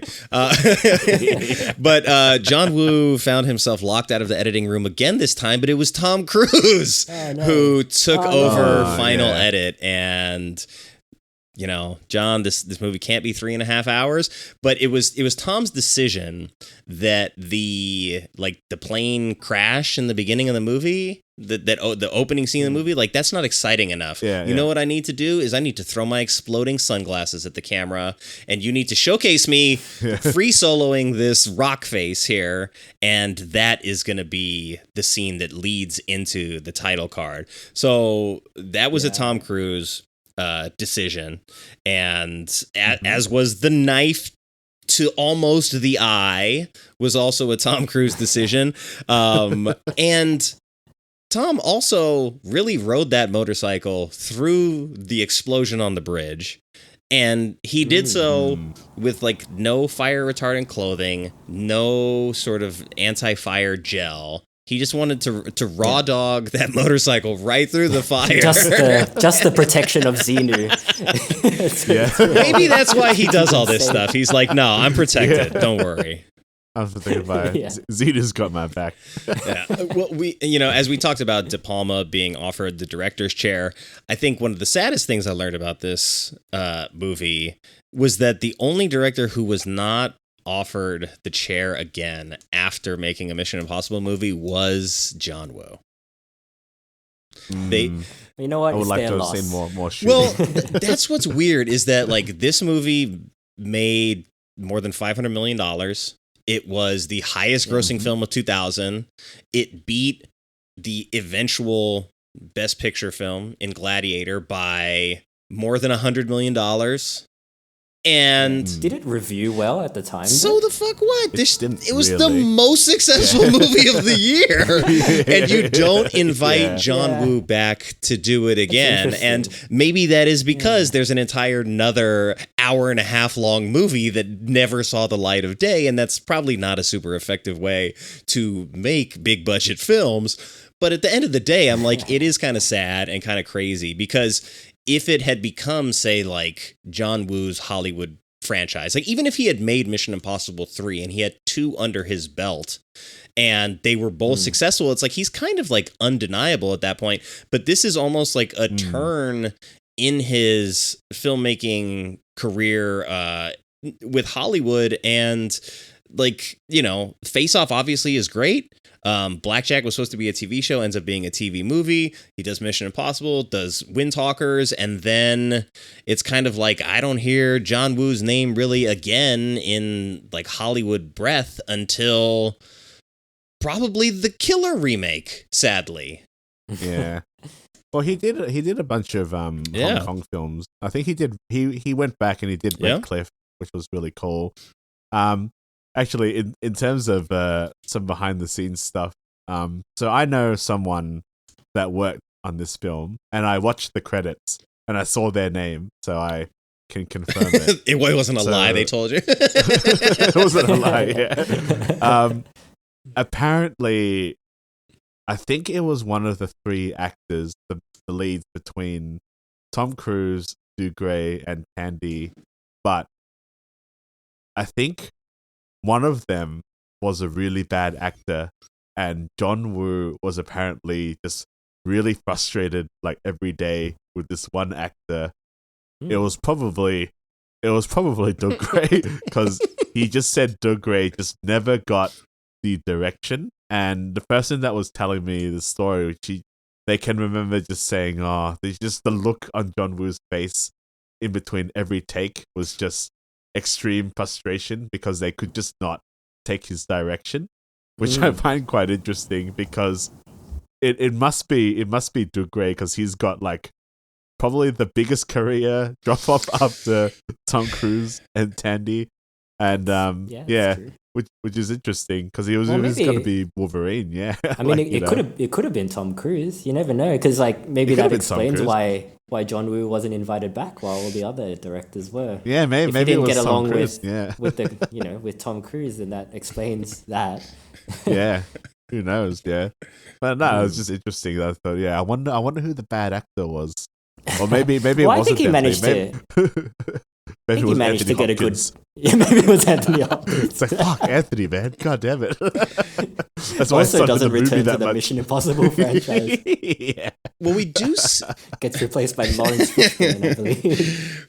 We do see that Tom. Well, we see that Tom does like a lot of stunt work in this, and ends up doing like 95% of his own stunt work. But John Woo was very insistent on doing stunt doubles, and that could be like we mentioned earlier, like he doesn't want to be the guy that killed Tom Cruise or like seriously injured Tom Cruise, and I think he like broke his wrist or his ankle or something actually on the rock climb where there's like a jump that he has to make, and it's like he sort of misses it, and you kind of see that like it looks like he hyperextends his knee or something. It looks a little funky, but so you have a guy like Tom who really wants to do all those stunts, right? He's probably trying to convince John Woo. He's like, no, I can really jump through those levers opening on the top of the roof. Like I can really do that. I'll time it perfectly. Yeah, don't worry, he even has my back. So he was like,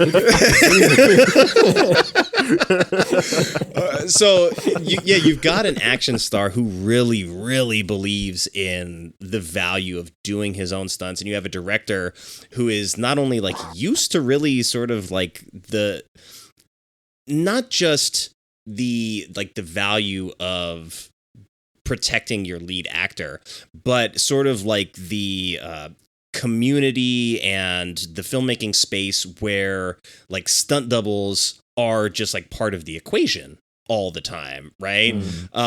So I think there may have been some like friction there ultimately, which maybe led to you don't want to bring him back because we're running behind schedule. Like this isn't happening fast enough for Tom's liking. So I could see it maybe being that in terms also of locking him out of the editing. Right? No, is right. Get out of thing. here. Yeah. It's my movie now. Well, I'm pretty sure Tom does that with Christopher McQuarrie, right? Like he's just like, yeah, you're the director by namesake, but not really. I'm the producer here. Okay. So he's like, I'm paying the bills. But like Tom, for what it's worth, I think he does like value John Woo's style, because what you see in the movie is that like the last 45 minutes is like it's very identifiably like a John Woo style of film, like the motorcycles, the dual wielding, the explosions, the chasing, the fight scenes, like the doves, kicks and right? doves. Oh, there was an explosion happen in the hallway, and there just happens to be a dove flying into the room as a distraction. So I feel like Tom definitely stylistically liked some of the stuff that he saw and wanted to incorporate that. But I am very curious to see what like a 3.5 hour version of this is. It was rumored that there's a work print that was like 163 minutes. So that's almost 3 hours, 243. So it was rumored that there was a work print that was closer to like John Woo's actual real vision, and supposedly there was like a VHS made of that and that was passed around, but it's never been like officially, found anywhere. So could release the Woo cut, get it trending. Do it. I know. Well, I mean, if it really did happen with Hard Target and there is that more extensive version that is focused on Lance Henriksen and not Jean-Claude's like tank top, then I mean that's the movie that I ultimately want to see out of that. Even as a Van Damme fan, I'm like, yeah, you got the mullet and the kicks and everything, great, but like this is Lance Henriksen's awesome and this story is cool. What happened here? And well, the actor who was the star intervened and sort of guided the hand of the overall product, like we saw here. But yeah, like John Woo's like going nuts at the end with the style of action that we I know Tavi's answer to this, but do you think, Nick, that this movie would have been improved with a bit more bloodshed? Because there's a lot of there's a high body count in this film, but it is pretty bloodless at the same time. Like you said, it's a PG movie. Do you think it would have been better if it was more reminiscent of John Woo's earlier works where it's just squib central? I know, Tavi, you probably think violence makes everything better. I don't think it loses that much. I mean, I don't know, because we get a guy who gets impaled like on top of an elevator in the first film.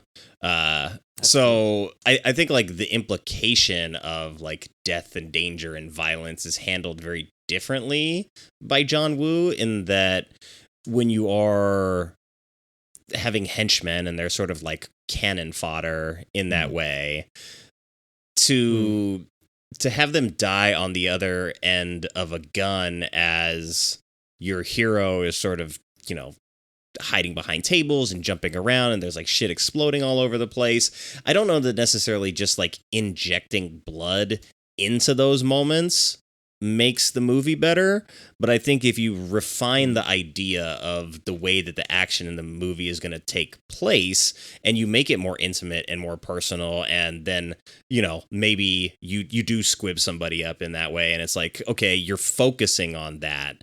Like, all of what we see is for the most part kind of in the background. It's like it's happening as there's other action in the foreground. So I don't think simply adding like blood splatter in those moments really changes too much of that, other than getting it from R down to PG. But yeah, if you change, like if in the last moment where he shoots Scott or Ambrose, like to end the movie, like that's way more focused on the slow-mo and the gun catch out of the sand and everything. But if he were to like blow his brains out, that's a much more emphatic ending of a character in Hunt who is very emotionally charged and invested in Naya's survival at that point, and just kind of fed up with Ambrose. And, he's sort of playing around like, you should have killed me when you had the chance. And like Tom literally sort of like gets up off of him, walks away. So like if he's bashing his head in on that rock at the end rather than giving him the opportunity, like I feel it's like a much more visceral and intense Ethan Hunt, and I like the movie kind of wants to go there but obviously can't. That's my main issue with this film, is that you bring in John Woo, but then you also kind of like handcuff him a bit and restrict him, so you do lose a lot of the personality that you ultimately brought this guy in for.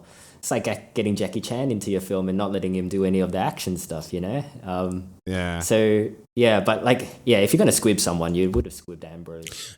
Right in the end. Just like, how many movies end with a dude getting shot in the head in action movies? I think it's right at home. That way it's like you don't have Tom, like, bludgeoning him to death, but it's like you split the difference. Even have him like throw the knife and have the knife stick in his head. I feel like that's kind of like a win-win, because you don't necessarily need to blow his brains out and do like the big blood spray, but we get the idea. It's over. The knife's a little bit more like personal since they were just fighting with it. I don't know. I feel like some added intensity maybe ups the ante, but also the movie is missing the characterization and the rivalry between the two of them that would make it really worth it. Like if the front end work is done and like we understand why they really hate each other and don't like each other, and then we get to that final fight and it's like one of us has to die in this moment, then that I think tracks. But given the movie that we have, maybe I was gonna say the 3.5 hour. Because John Woo is hopefully. John Woo's really good at brains everywhere. Kind of, man-to-man, slightly homoerotic chemistry between his leads, especially between like in Hard Boiled and The Killer. He's really good at those scenes. So I feel like there probably is something missing between the rivalry between the two characters, because it's a Mission Impossible film at the forefront, so it has to be more about the heist than the world-ending stakes. But it would have been cool to have something that was a lot more personal, and I think that's something that maybe the last Mission Impossible film lacked. It's just sort of another Mission Impossible film, but it's the last one that Tom Cruise is in. But I don't think so, because I think he'll just make another one anyway. But Yeah. Well, this one at least has a love interest, so there is actually a bit of like personal stakes. There is these days like 3 hours long now anyway, so I guess that sort of negates the The latest one was like 2:45, so they punished John Woo in 2000. It felt really long. Bummer. With Ambrose in that final moment, I think what makes their character dynamic interesting is that like they're Eskimo brothers, like they both slept with the same woman. Ethan obviously has like actual romantic feelings for her and values her. Ambrose views her like as an object, but when it comes down to like the actual conflict, she's already removed herself from the equation and is just like standing on a cliff face, because that's like their fail safe. So like you take the thing that makes them really sort of rivals and sort of put her elsewhere, and then you just let them fight it out. But then like Ambrose should be shit talking the entire time about how like she's mine and like I have her in all the ways you never, whatever perverted gross shit you want to throw in there. But again, now you're just like sort of veering into rated R territory that you're not really wanting John Woo to spend too much time in. Yeah. So let's spin the bonus wheel. You guys did good at trivia. That's not a great segue, but we're gonna do it anyway. So we're gonna go to the wheel and we're gonna see what else we get to ask here. All right, what is the first one? Okay, this is always a good one because we do love snacks around here. So what movie snack would you pair with your Mission Impossible 2 watch? Gee, I haven't thought about that. Like some kind of chocolate starfish. Is that a euphemism? And some hot dogs, flavored water. You never had hot dog flavored water. Yeah, just ready for my fix of that Limp Bizkit mix. You know what I'm saying? I would probably have as a drink probably like some sangria on the side somewhere. You got to have a little bit of alcohol. It's a little bit spicy. It's a little bit sizzling. Maybe like because I'm very simple with my I like just popcorn and Coke, but to make it more interesting, maybe to feel the John Woo-ness of the thing, you'd have that like popping candy, the shit that pops in your mouth, and then so when it's the action scene, some pop rocks, you're like, you just eat some of that shit, and then you're drinking sangria. That's a terrible mix, but for a John Woo, that sounds bad. Movie, it sounds explosive, you know. So makes sense. Have foam coming out of your ears. Okay, I'd go Aussie. I'd go some Aussie snacks. So maybe some barbecue shaped biscuits. Maybe some veggie. Yeah, maybe some Vegemite sandwiches, all washed down with a nice warm can of Foster's beer. We don't drink that shit there. Most Australian beer. Nobody drinks Well, Foster's. speaking of beer. And Australian sort of snacks. Have you ever done a shoey? Have either of you done that? Is that like a legit thing? It is a legit thing. I've never done it. It is a thing, but I've never done it. It's too gross. Would you drink a beer out of Ethan Hunt's shoe? Nah, that'd be the sweatiest shoe of all time. You probably got a bit of blood in there. I'd probably get some kind of like STD from doing that. That's just like, it'd be really like warm beer as well because I assume his shoes are super hot from all the running he's just done. They're filled with sand at the end of this movie as well. It's probably not a great mix. But no, my wife and I have talked about this because she's like, "Oh, that's disgusting," and I'm like, "Yeah, I wouldn't go around just like doing it, but like if exactly, if I was in a situation where like that was expected of me." I would probably do it, and if in that moment I was hanging out with Tom Cruise and John Woo, I would definitely do it. I've only ever seen it done in the context of when I go to concerts, and people will usually egg the singer to do a shoey. That's the only time I've ever seen someone do a shoey in real life. Because I'm not sure if I'm in that kind of circle of friendship groups that do shoeys on a regular basis. But that's the only time I've seen a shoey done is at some kind of music venue. Yeah. It just sounds to me like a waste of a perfectly good beer and shoe, to be honest. Yeah. Yeah. It seems like, what do you do with the shoe afterwards? It just goes back on your foot, and that just goes back to your everyday shoe. You got one soggy shoe for the rest of the day. It's not cheap. Okay, I'm glad we cleared that up.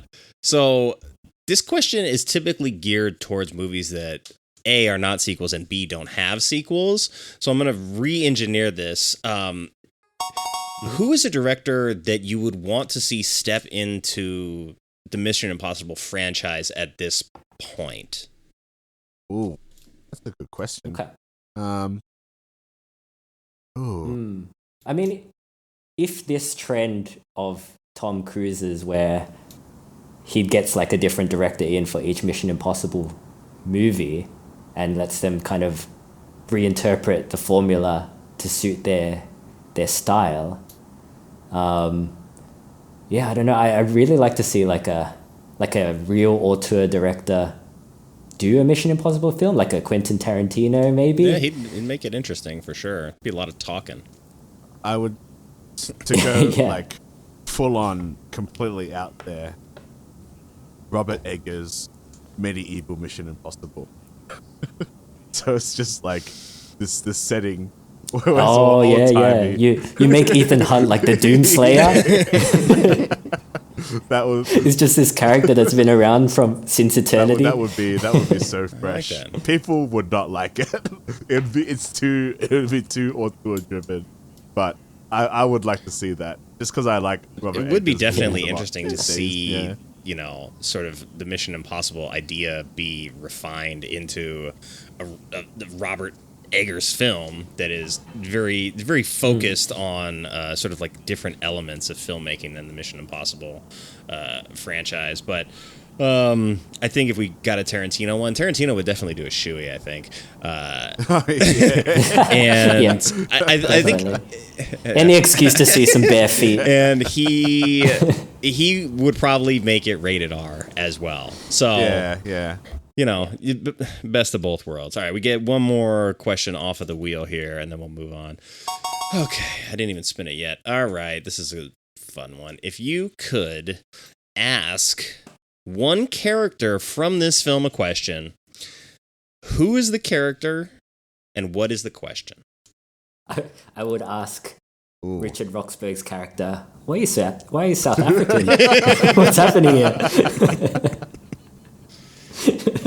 Just be Australian.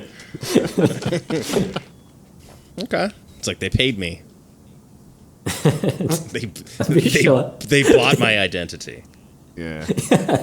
I guess I would ask, like, Dougray Scott's character, like Ambrose, like, if you were successful at your plan, like, what's next? Yeah. I feel like that's a good question. He's basically got the M.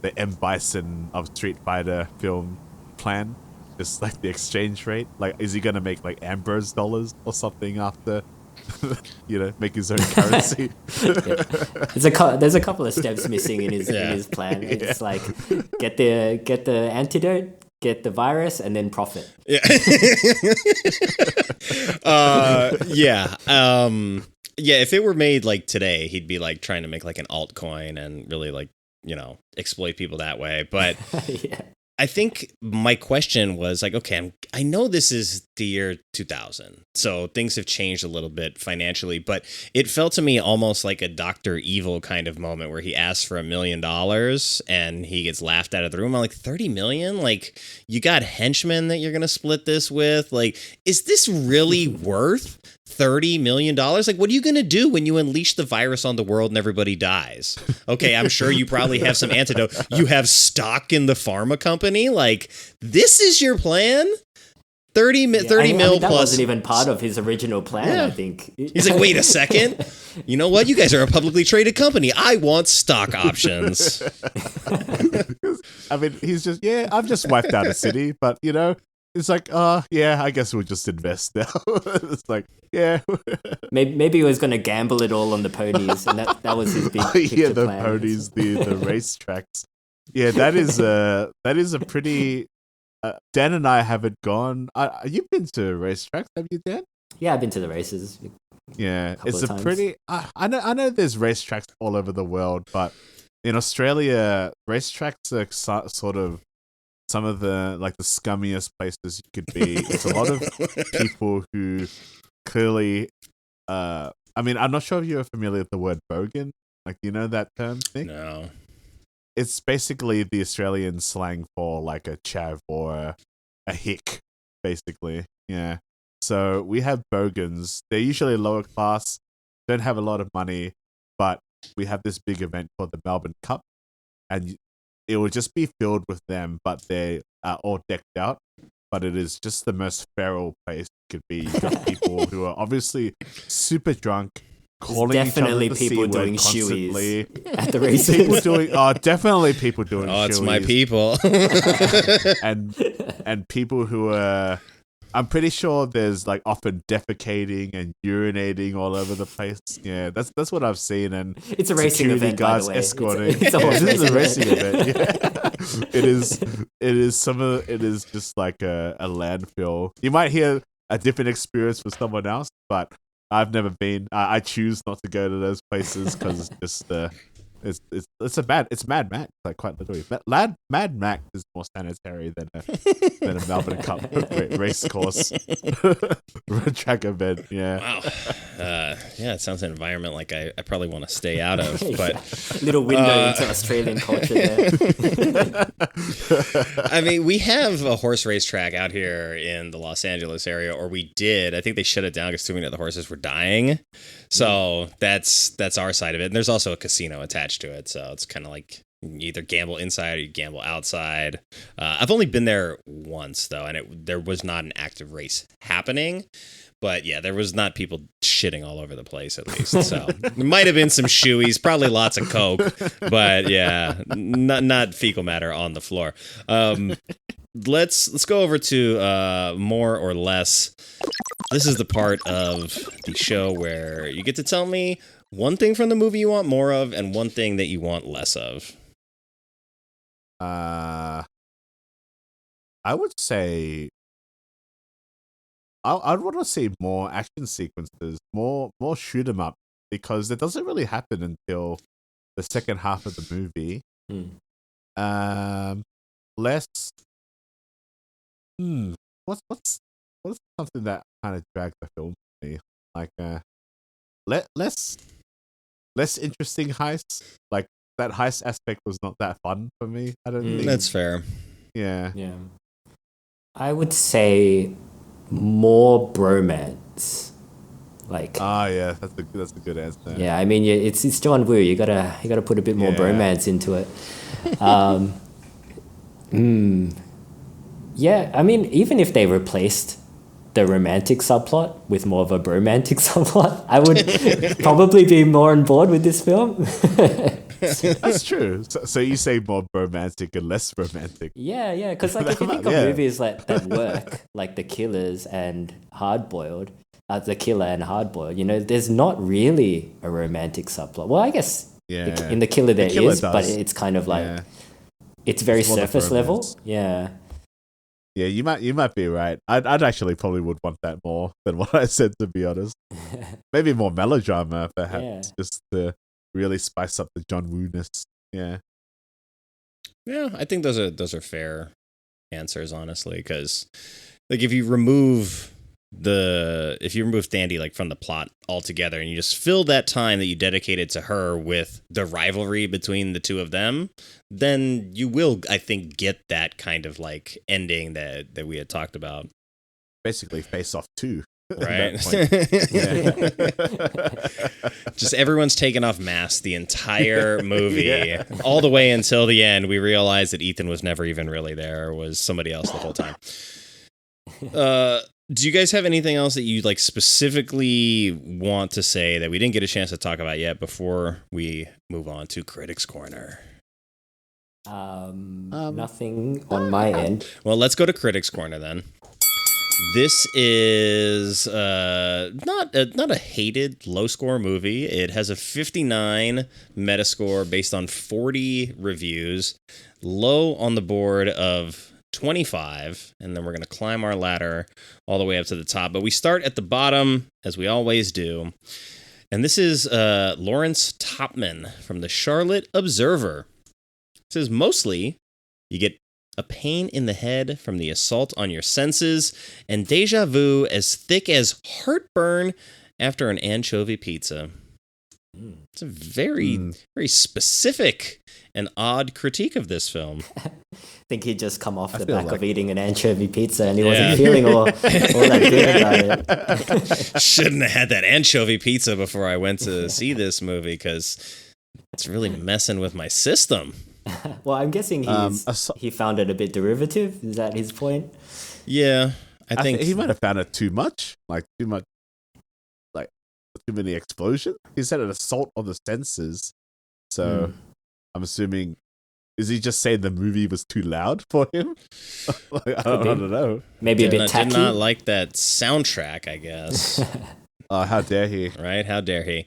How Okay, dare he? let's. We're gonna jump up to the next rung on the ladder. This is the 30 score range. We've got two. We've got one from Variety and one from the Village Voice. So, which one would you gents like to go with? Maybe Variety? Because they're still around. They are, They're yeah. more popular, yeah. Yeah. This is Dennis Harvey from Variety. Says, even more empty, a luxury vehicle than its predecessor, MI2 pushes the envelope in terms of just how much flashy packaging an audience will buy when there's absolutely nada inside. Sounds like he wanted more bromance, too. Well, I think he's probably a little bit right. Yeah, he's kind of comparing it to MI1, right? Like, yeah. Mission Impossible obviously has perhaps a bit more substance than the follow-up sequel. Yeah. So I wouldn't say there's nothing inside, but yeah. He's not entirely wrong, but that's sometimes a movie can just be dumb fun. It doesn't always have to be groundbreaking. Yeah. Sometimes it's too serious. Like like I said with Mission Impossible 1, when I watched it for the first time, I thought it was too much. Like it was too confronting. I think when I was little. Yeah. Yeah. I honestly didn't think that the series would franchise the way that it did after the first one, because I liked the first one because it's like a very intense sort of like espionage spy movie, and then like the rest of the series obviously didn't like necessarily continue down that same direction in the same way, but yeah, like I didn't remember the response being like so positive for the first one that you just like sort of saw all the sequels like in your mind in the future. And so I think honestly, like Mission Impossible 2 is important to getting the franchise to a place where it is sort of dumb fun, and then that is marketable as like popcorn entertainment like time and time again. And so I feel like while maybe the one that is the least liked of the franchise, I think it sort of set the tone for a lot of the things that the franchise really hangs its hat on now that make the franchise so popular. You might call it the Too Fast, Too Furious of this franchise. A little bit. Look, I didn't necessarily want to make that comparison, but in my head it was in there. It was up there, all right? So that being said, let's move up. Let's see. We've got 40, 50, 60. Let's go to the 50 because we've got some 63s, and I think those are close enough. This is Salon. Charles Taylor says, even the most spectacular things Wu unleashes here feel strangely impersonal. Okay. Again, it's the bromance. It's the missing bromance. Yeah, it's missing the bromance, the melodrama. So I think they may be right with that one as well. I mean, the personality is all in the action scenes. Yeah. But in terms of like the thematic element, it's not quite there.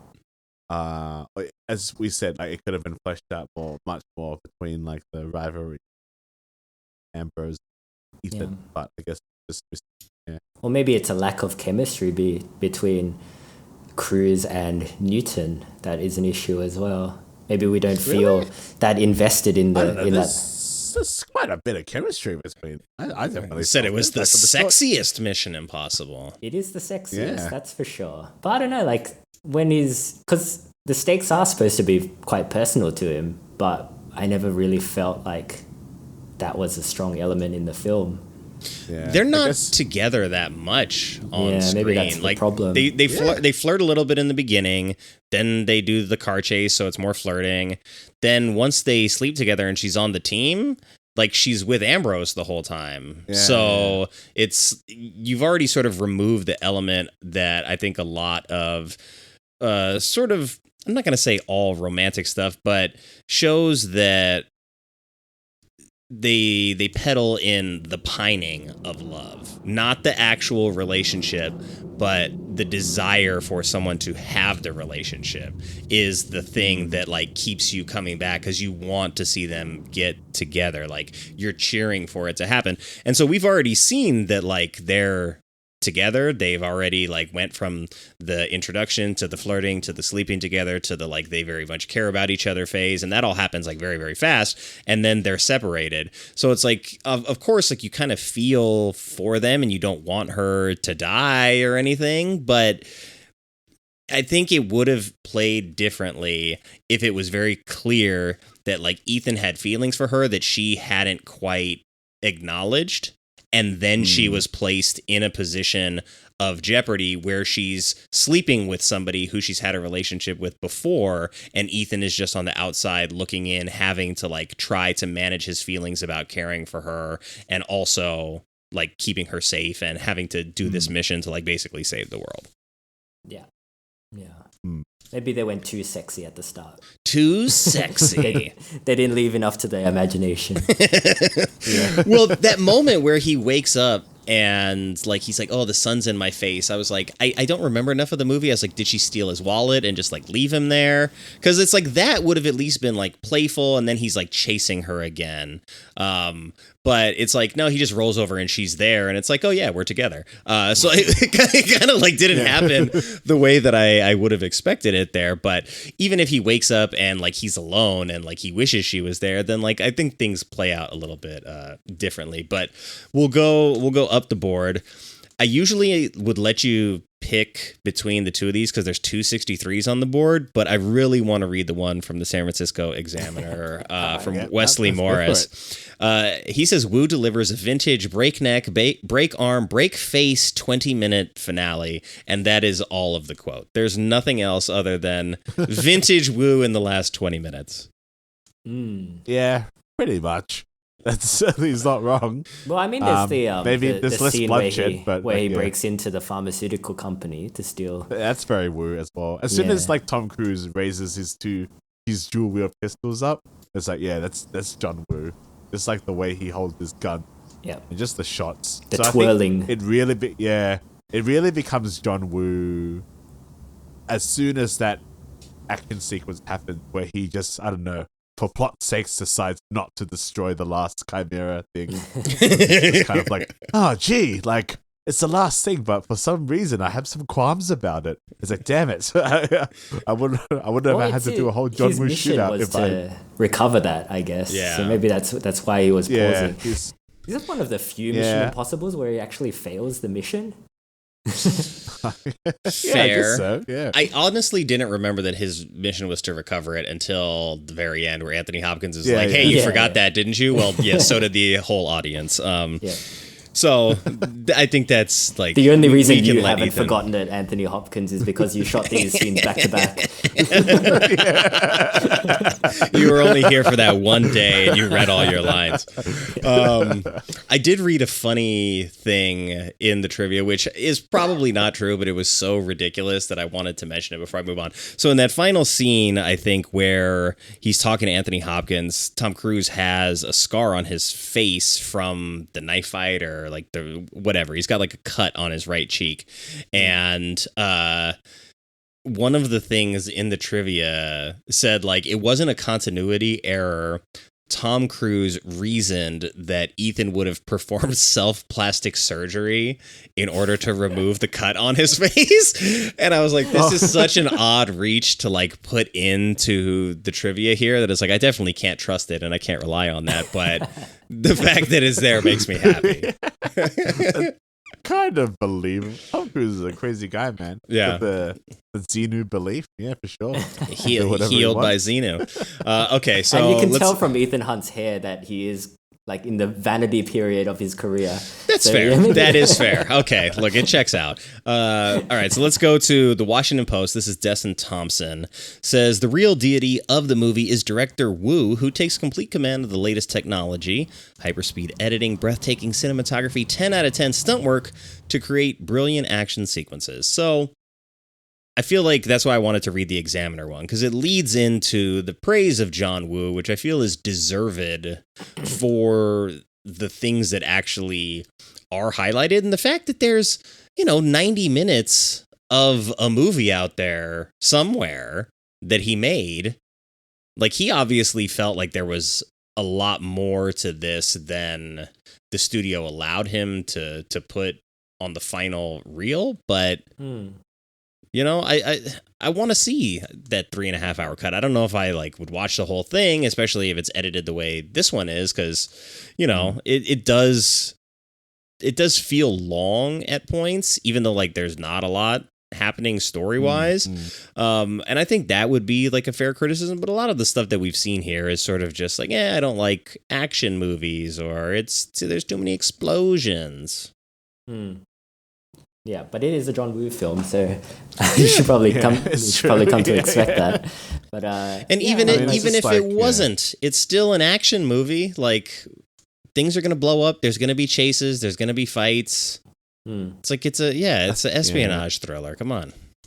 I think it's it's the issue sometimes with reviewers, or the whole review system is, it's hard because I guess whatever company you're working for, whatever, it's go watch this movie and tell me what you think.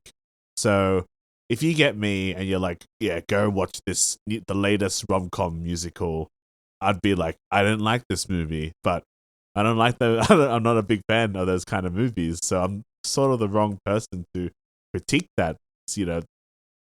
Sort of that's what you're expecting. So if you're getting a guy who is a critic and maybe they're used to watching all the Andrei Tarkovsky movies and they're massive film scholars, and you tell them to watch Mission Impossible 2, they'll be oh well, this is just a mess of assault of the senses. There's no, it's I'm watching an ADHD child or something. It's just what do you expect? Every film review should come with the author's letterbox top 4 just accompanying the review to give it a bit more context. Yeah, that's probably a smart way to do it, actually. Full disclaimer, these are my favorite movies, so maybe I'm too much of a snob for dubs and kicks and such. Yeah. Flying crossbodies off motorcycles. I did feel there was a strong wrestling influence on this movie, because he also does throw a standing drop kick at one point. I'm that's not an effective move in a real fight. It's a risky kick to take in the sand. But whatever. Sure. I mean, if you were to call this a WWE type of movie, I'd be well, yeah, I mean, that kind of tracks, so that's fine. Not a negative in this context. We'll finish it with the highest score on the board. This is an 83, and this is from the Portland Oregonian. This is Sean Levy. Says, moves with terrific energy, alternating riveting action sequences with intimate material in a manner that's pure woo. So I guess there's enough bromance for Levy. Yeah. It is a very John Woo movie. Even outside of the action, it does have his style in it, for better or worse, I guess. Because I'm just not sure if John Woo's style fits with the Mission Impossible franchise, Impossible universe. Yeah, or with Tom Cruise as a lead as well. Maybe even that might not be the right fit. Yeah, I don't know. But, if you like John Woo films, then this is definitely one of them.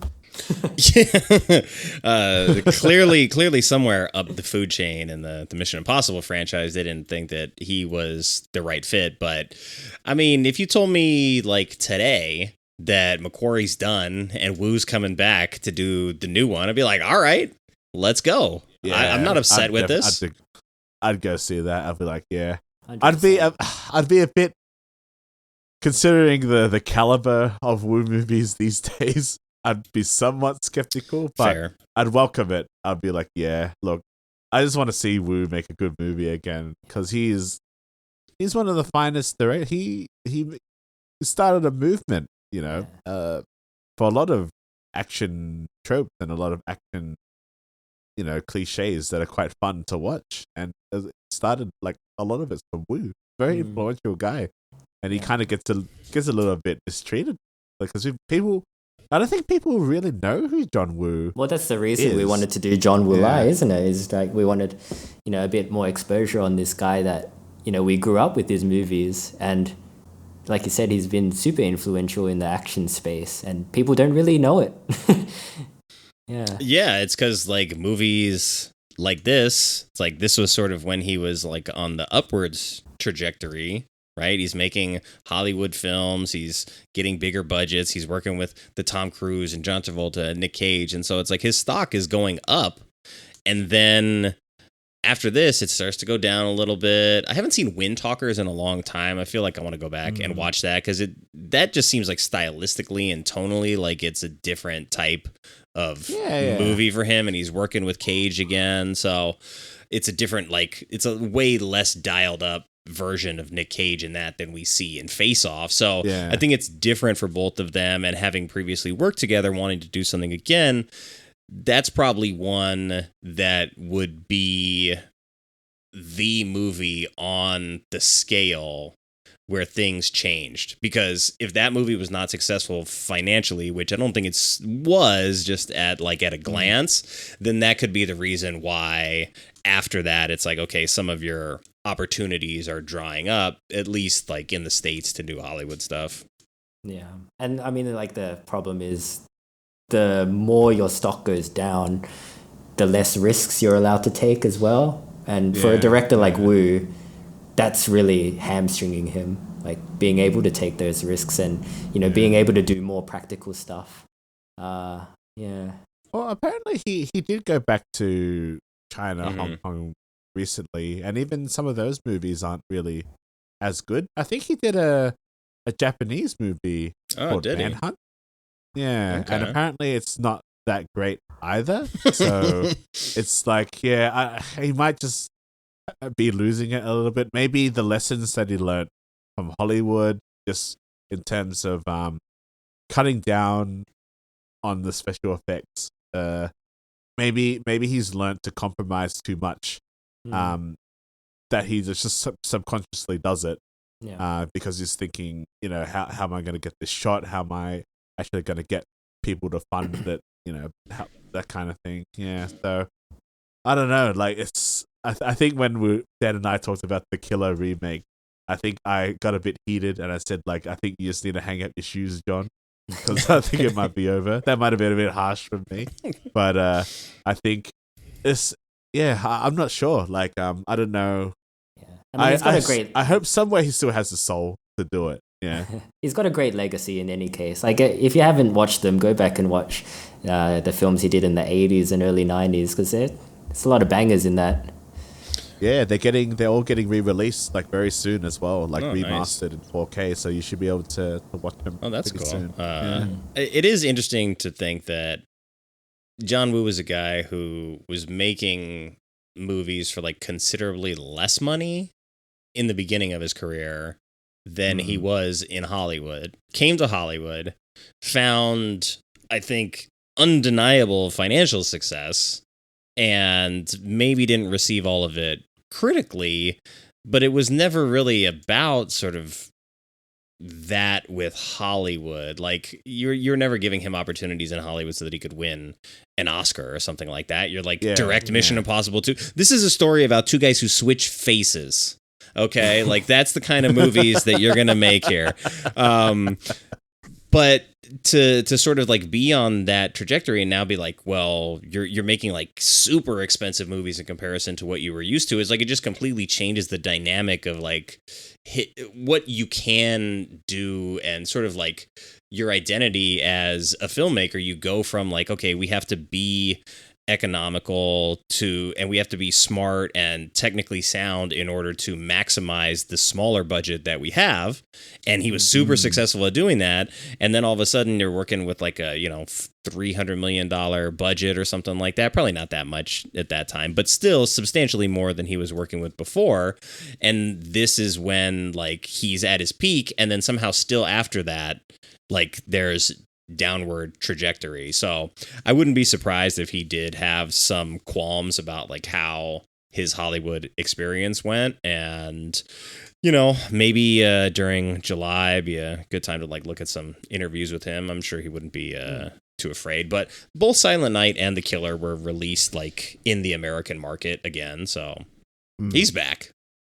Yeah, I think it's always tricky because sometimes when you have less resources, you have to be more creative. Exactly. And then when you have too much, it's Mission Impossible Fallout where you're like, well, we got too much money. Let's just get a CGI team to add these clouds in and make the shot look worse. You know, so it's just like it's tricky. Like it's just the balance of any Eastern director going into Hollywood for the first time, and you have unlimited money, but you also have a lot to compromise in terms of how much of your style are you allowed to show. Yeah.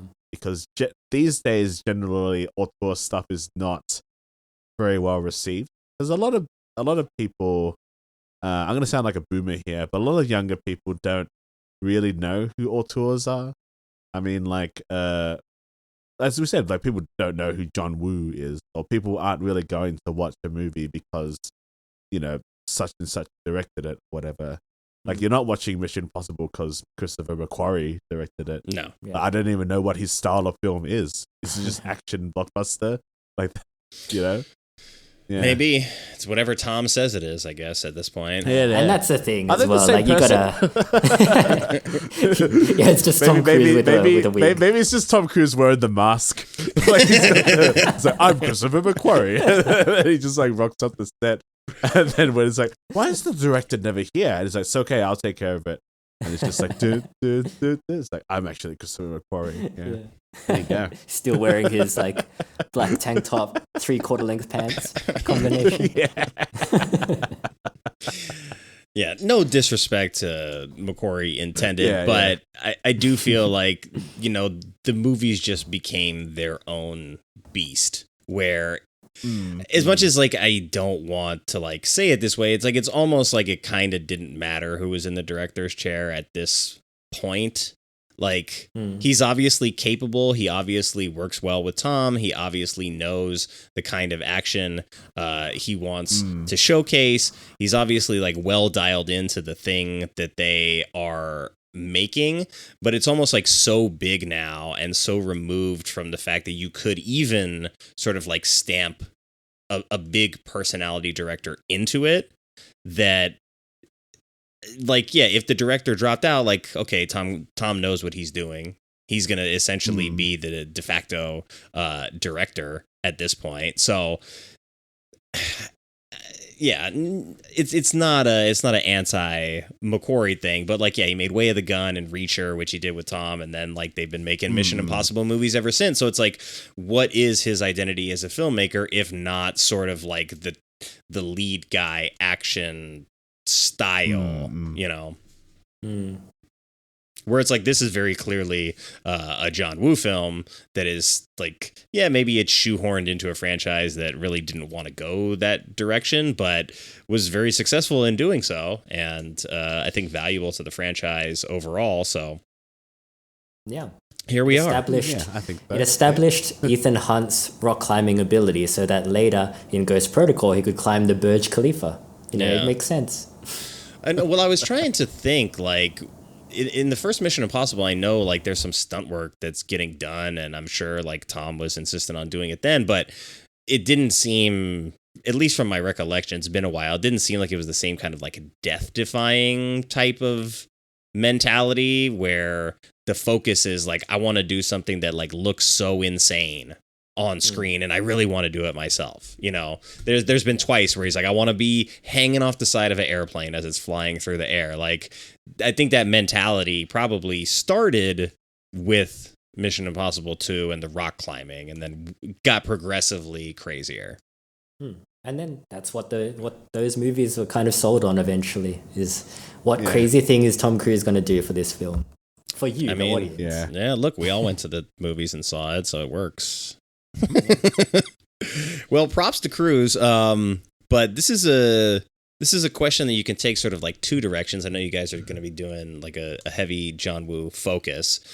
So for people who haven't seen Mission Impossible 2, maybe they've only seen, the newer one since McQuarrie took over, or maybe they're not super familiar with the John Woo films. What's a good movie to convince somebody that Mission Impossible 2 is worth their time? It's a good gateway drug movie. Ooh, I mean, I'm not sure if I should just pick like a good John Woo film or my favorite John Woo film. I mean, watch Hard Boiled. If you like that, you'll probably enjoy Mission Impossible 2, I reckon. Yeah. I think Hard Target's probably closer because it is like a big action star that's well known in the West. Yeah. It's an American film. Yeah. And there's still like a lot of strong John Woo elements in it. And it's in English as well. So that's probably a little bit more accessible than something like Hard Boiled. Nah, just watch Hard Boiled. Hard Boiled is a masterpiece. Hard Target does have a lot of similarities in that it does very focus on motorcycle, explosion, English, star with big personality sort of takes over the production. There's like a whole nother version of the movie. Kicks, lots of kicks. Flowing hair. Yeah, long hair. I think ultimately, though, we mentioned it earlier, I'm going to say Broken Arrow because it's another movie that doesn't quite ascend to the level of love that Face Off reached. And I had some friends on another show that recently talked about Face Off, and they got to the point where they were sort of reading the critical and user responses, and they were surprised that people loved it. I'm like, but why? It's awesome. Of course people love it. I don't think that should be a surprise, but I feel like Broken Arrow is it doesn't quite achieve that greatness, but it definitely has sort of a lot of stylistic similarities. John Woo's personality is very heavily present. You get a good performance from a charismatic, villainous Travolta, and it's got a really good original twangy guitar score to it as well. So I feel like that's a good one. If you like Broken Arrow, you'd probably enjoy Mission Impossible 2, and they may actually feel like closer films than Mission Impossible 2 does to any of the other Mission Impossible films. Yeah, I think so. Yeah, I should watch Broken Arrow. I think. Yeah, I haven't seen it in years. Yeah.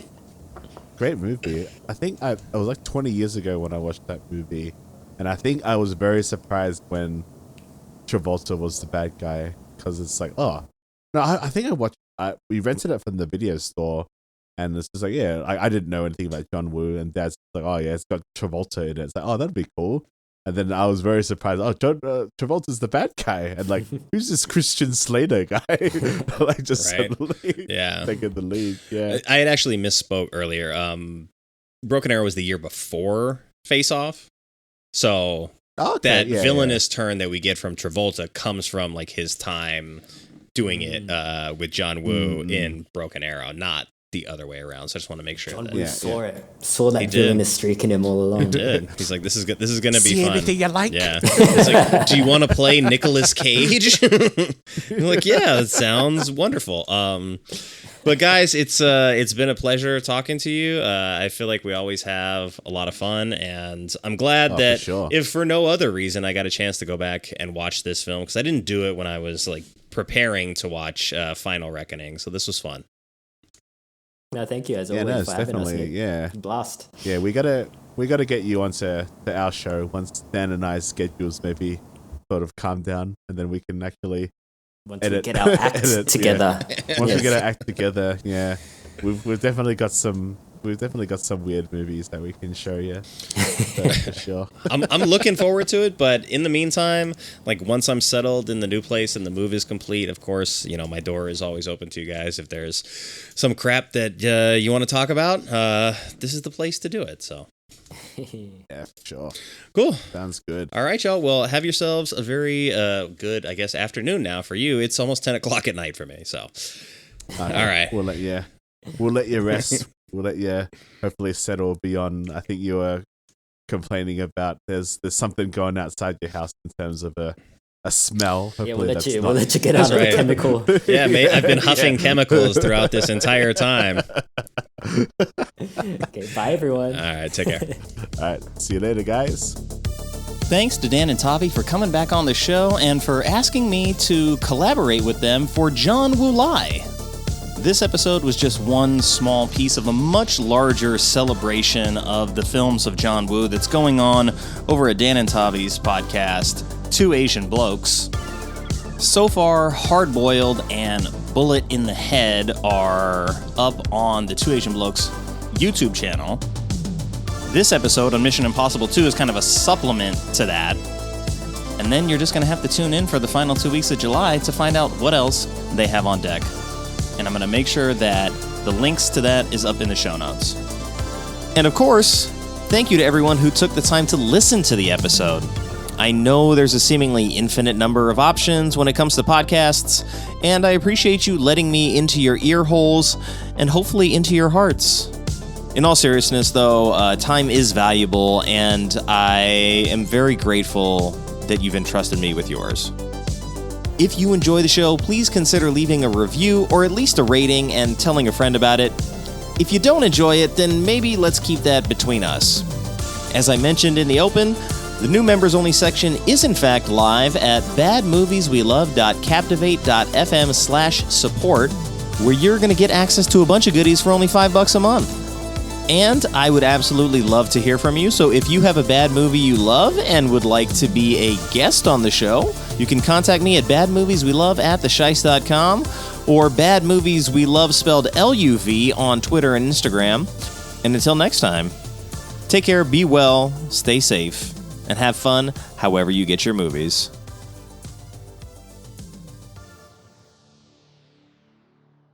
I know you're out there somewhere, Rids. I love you.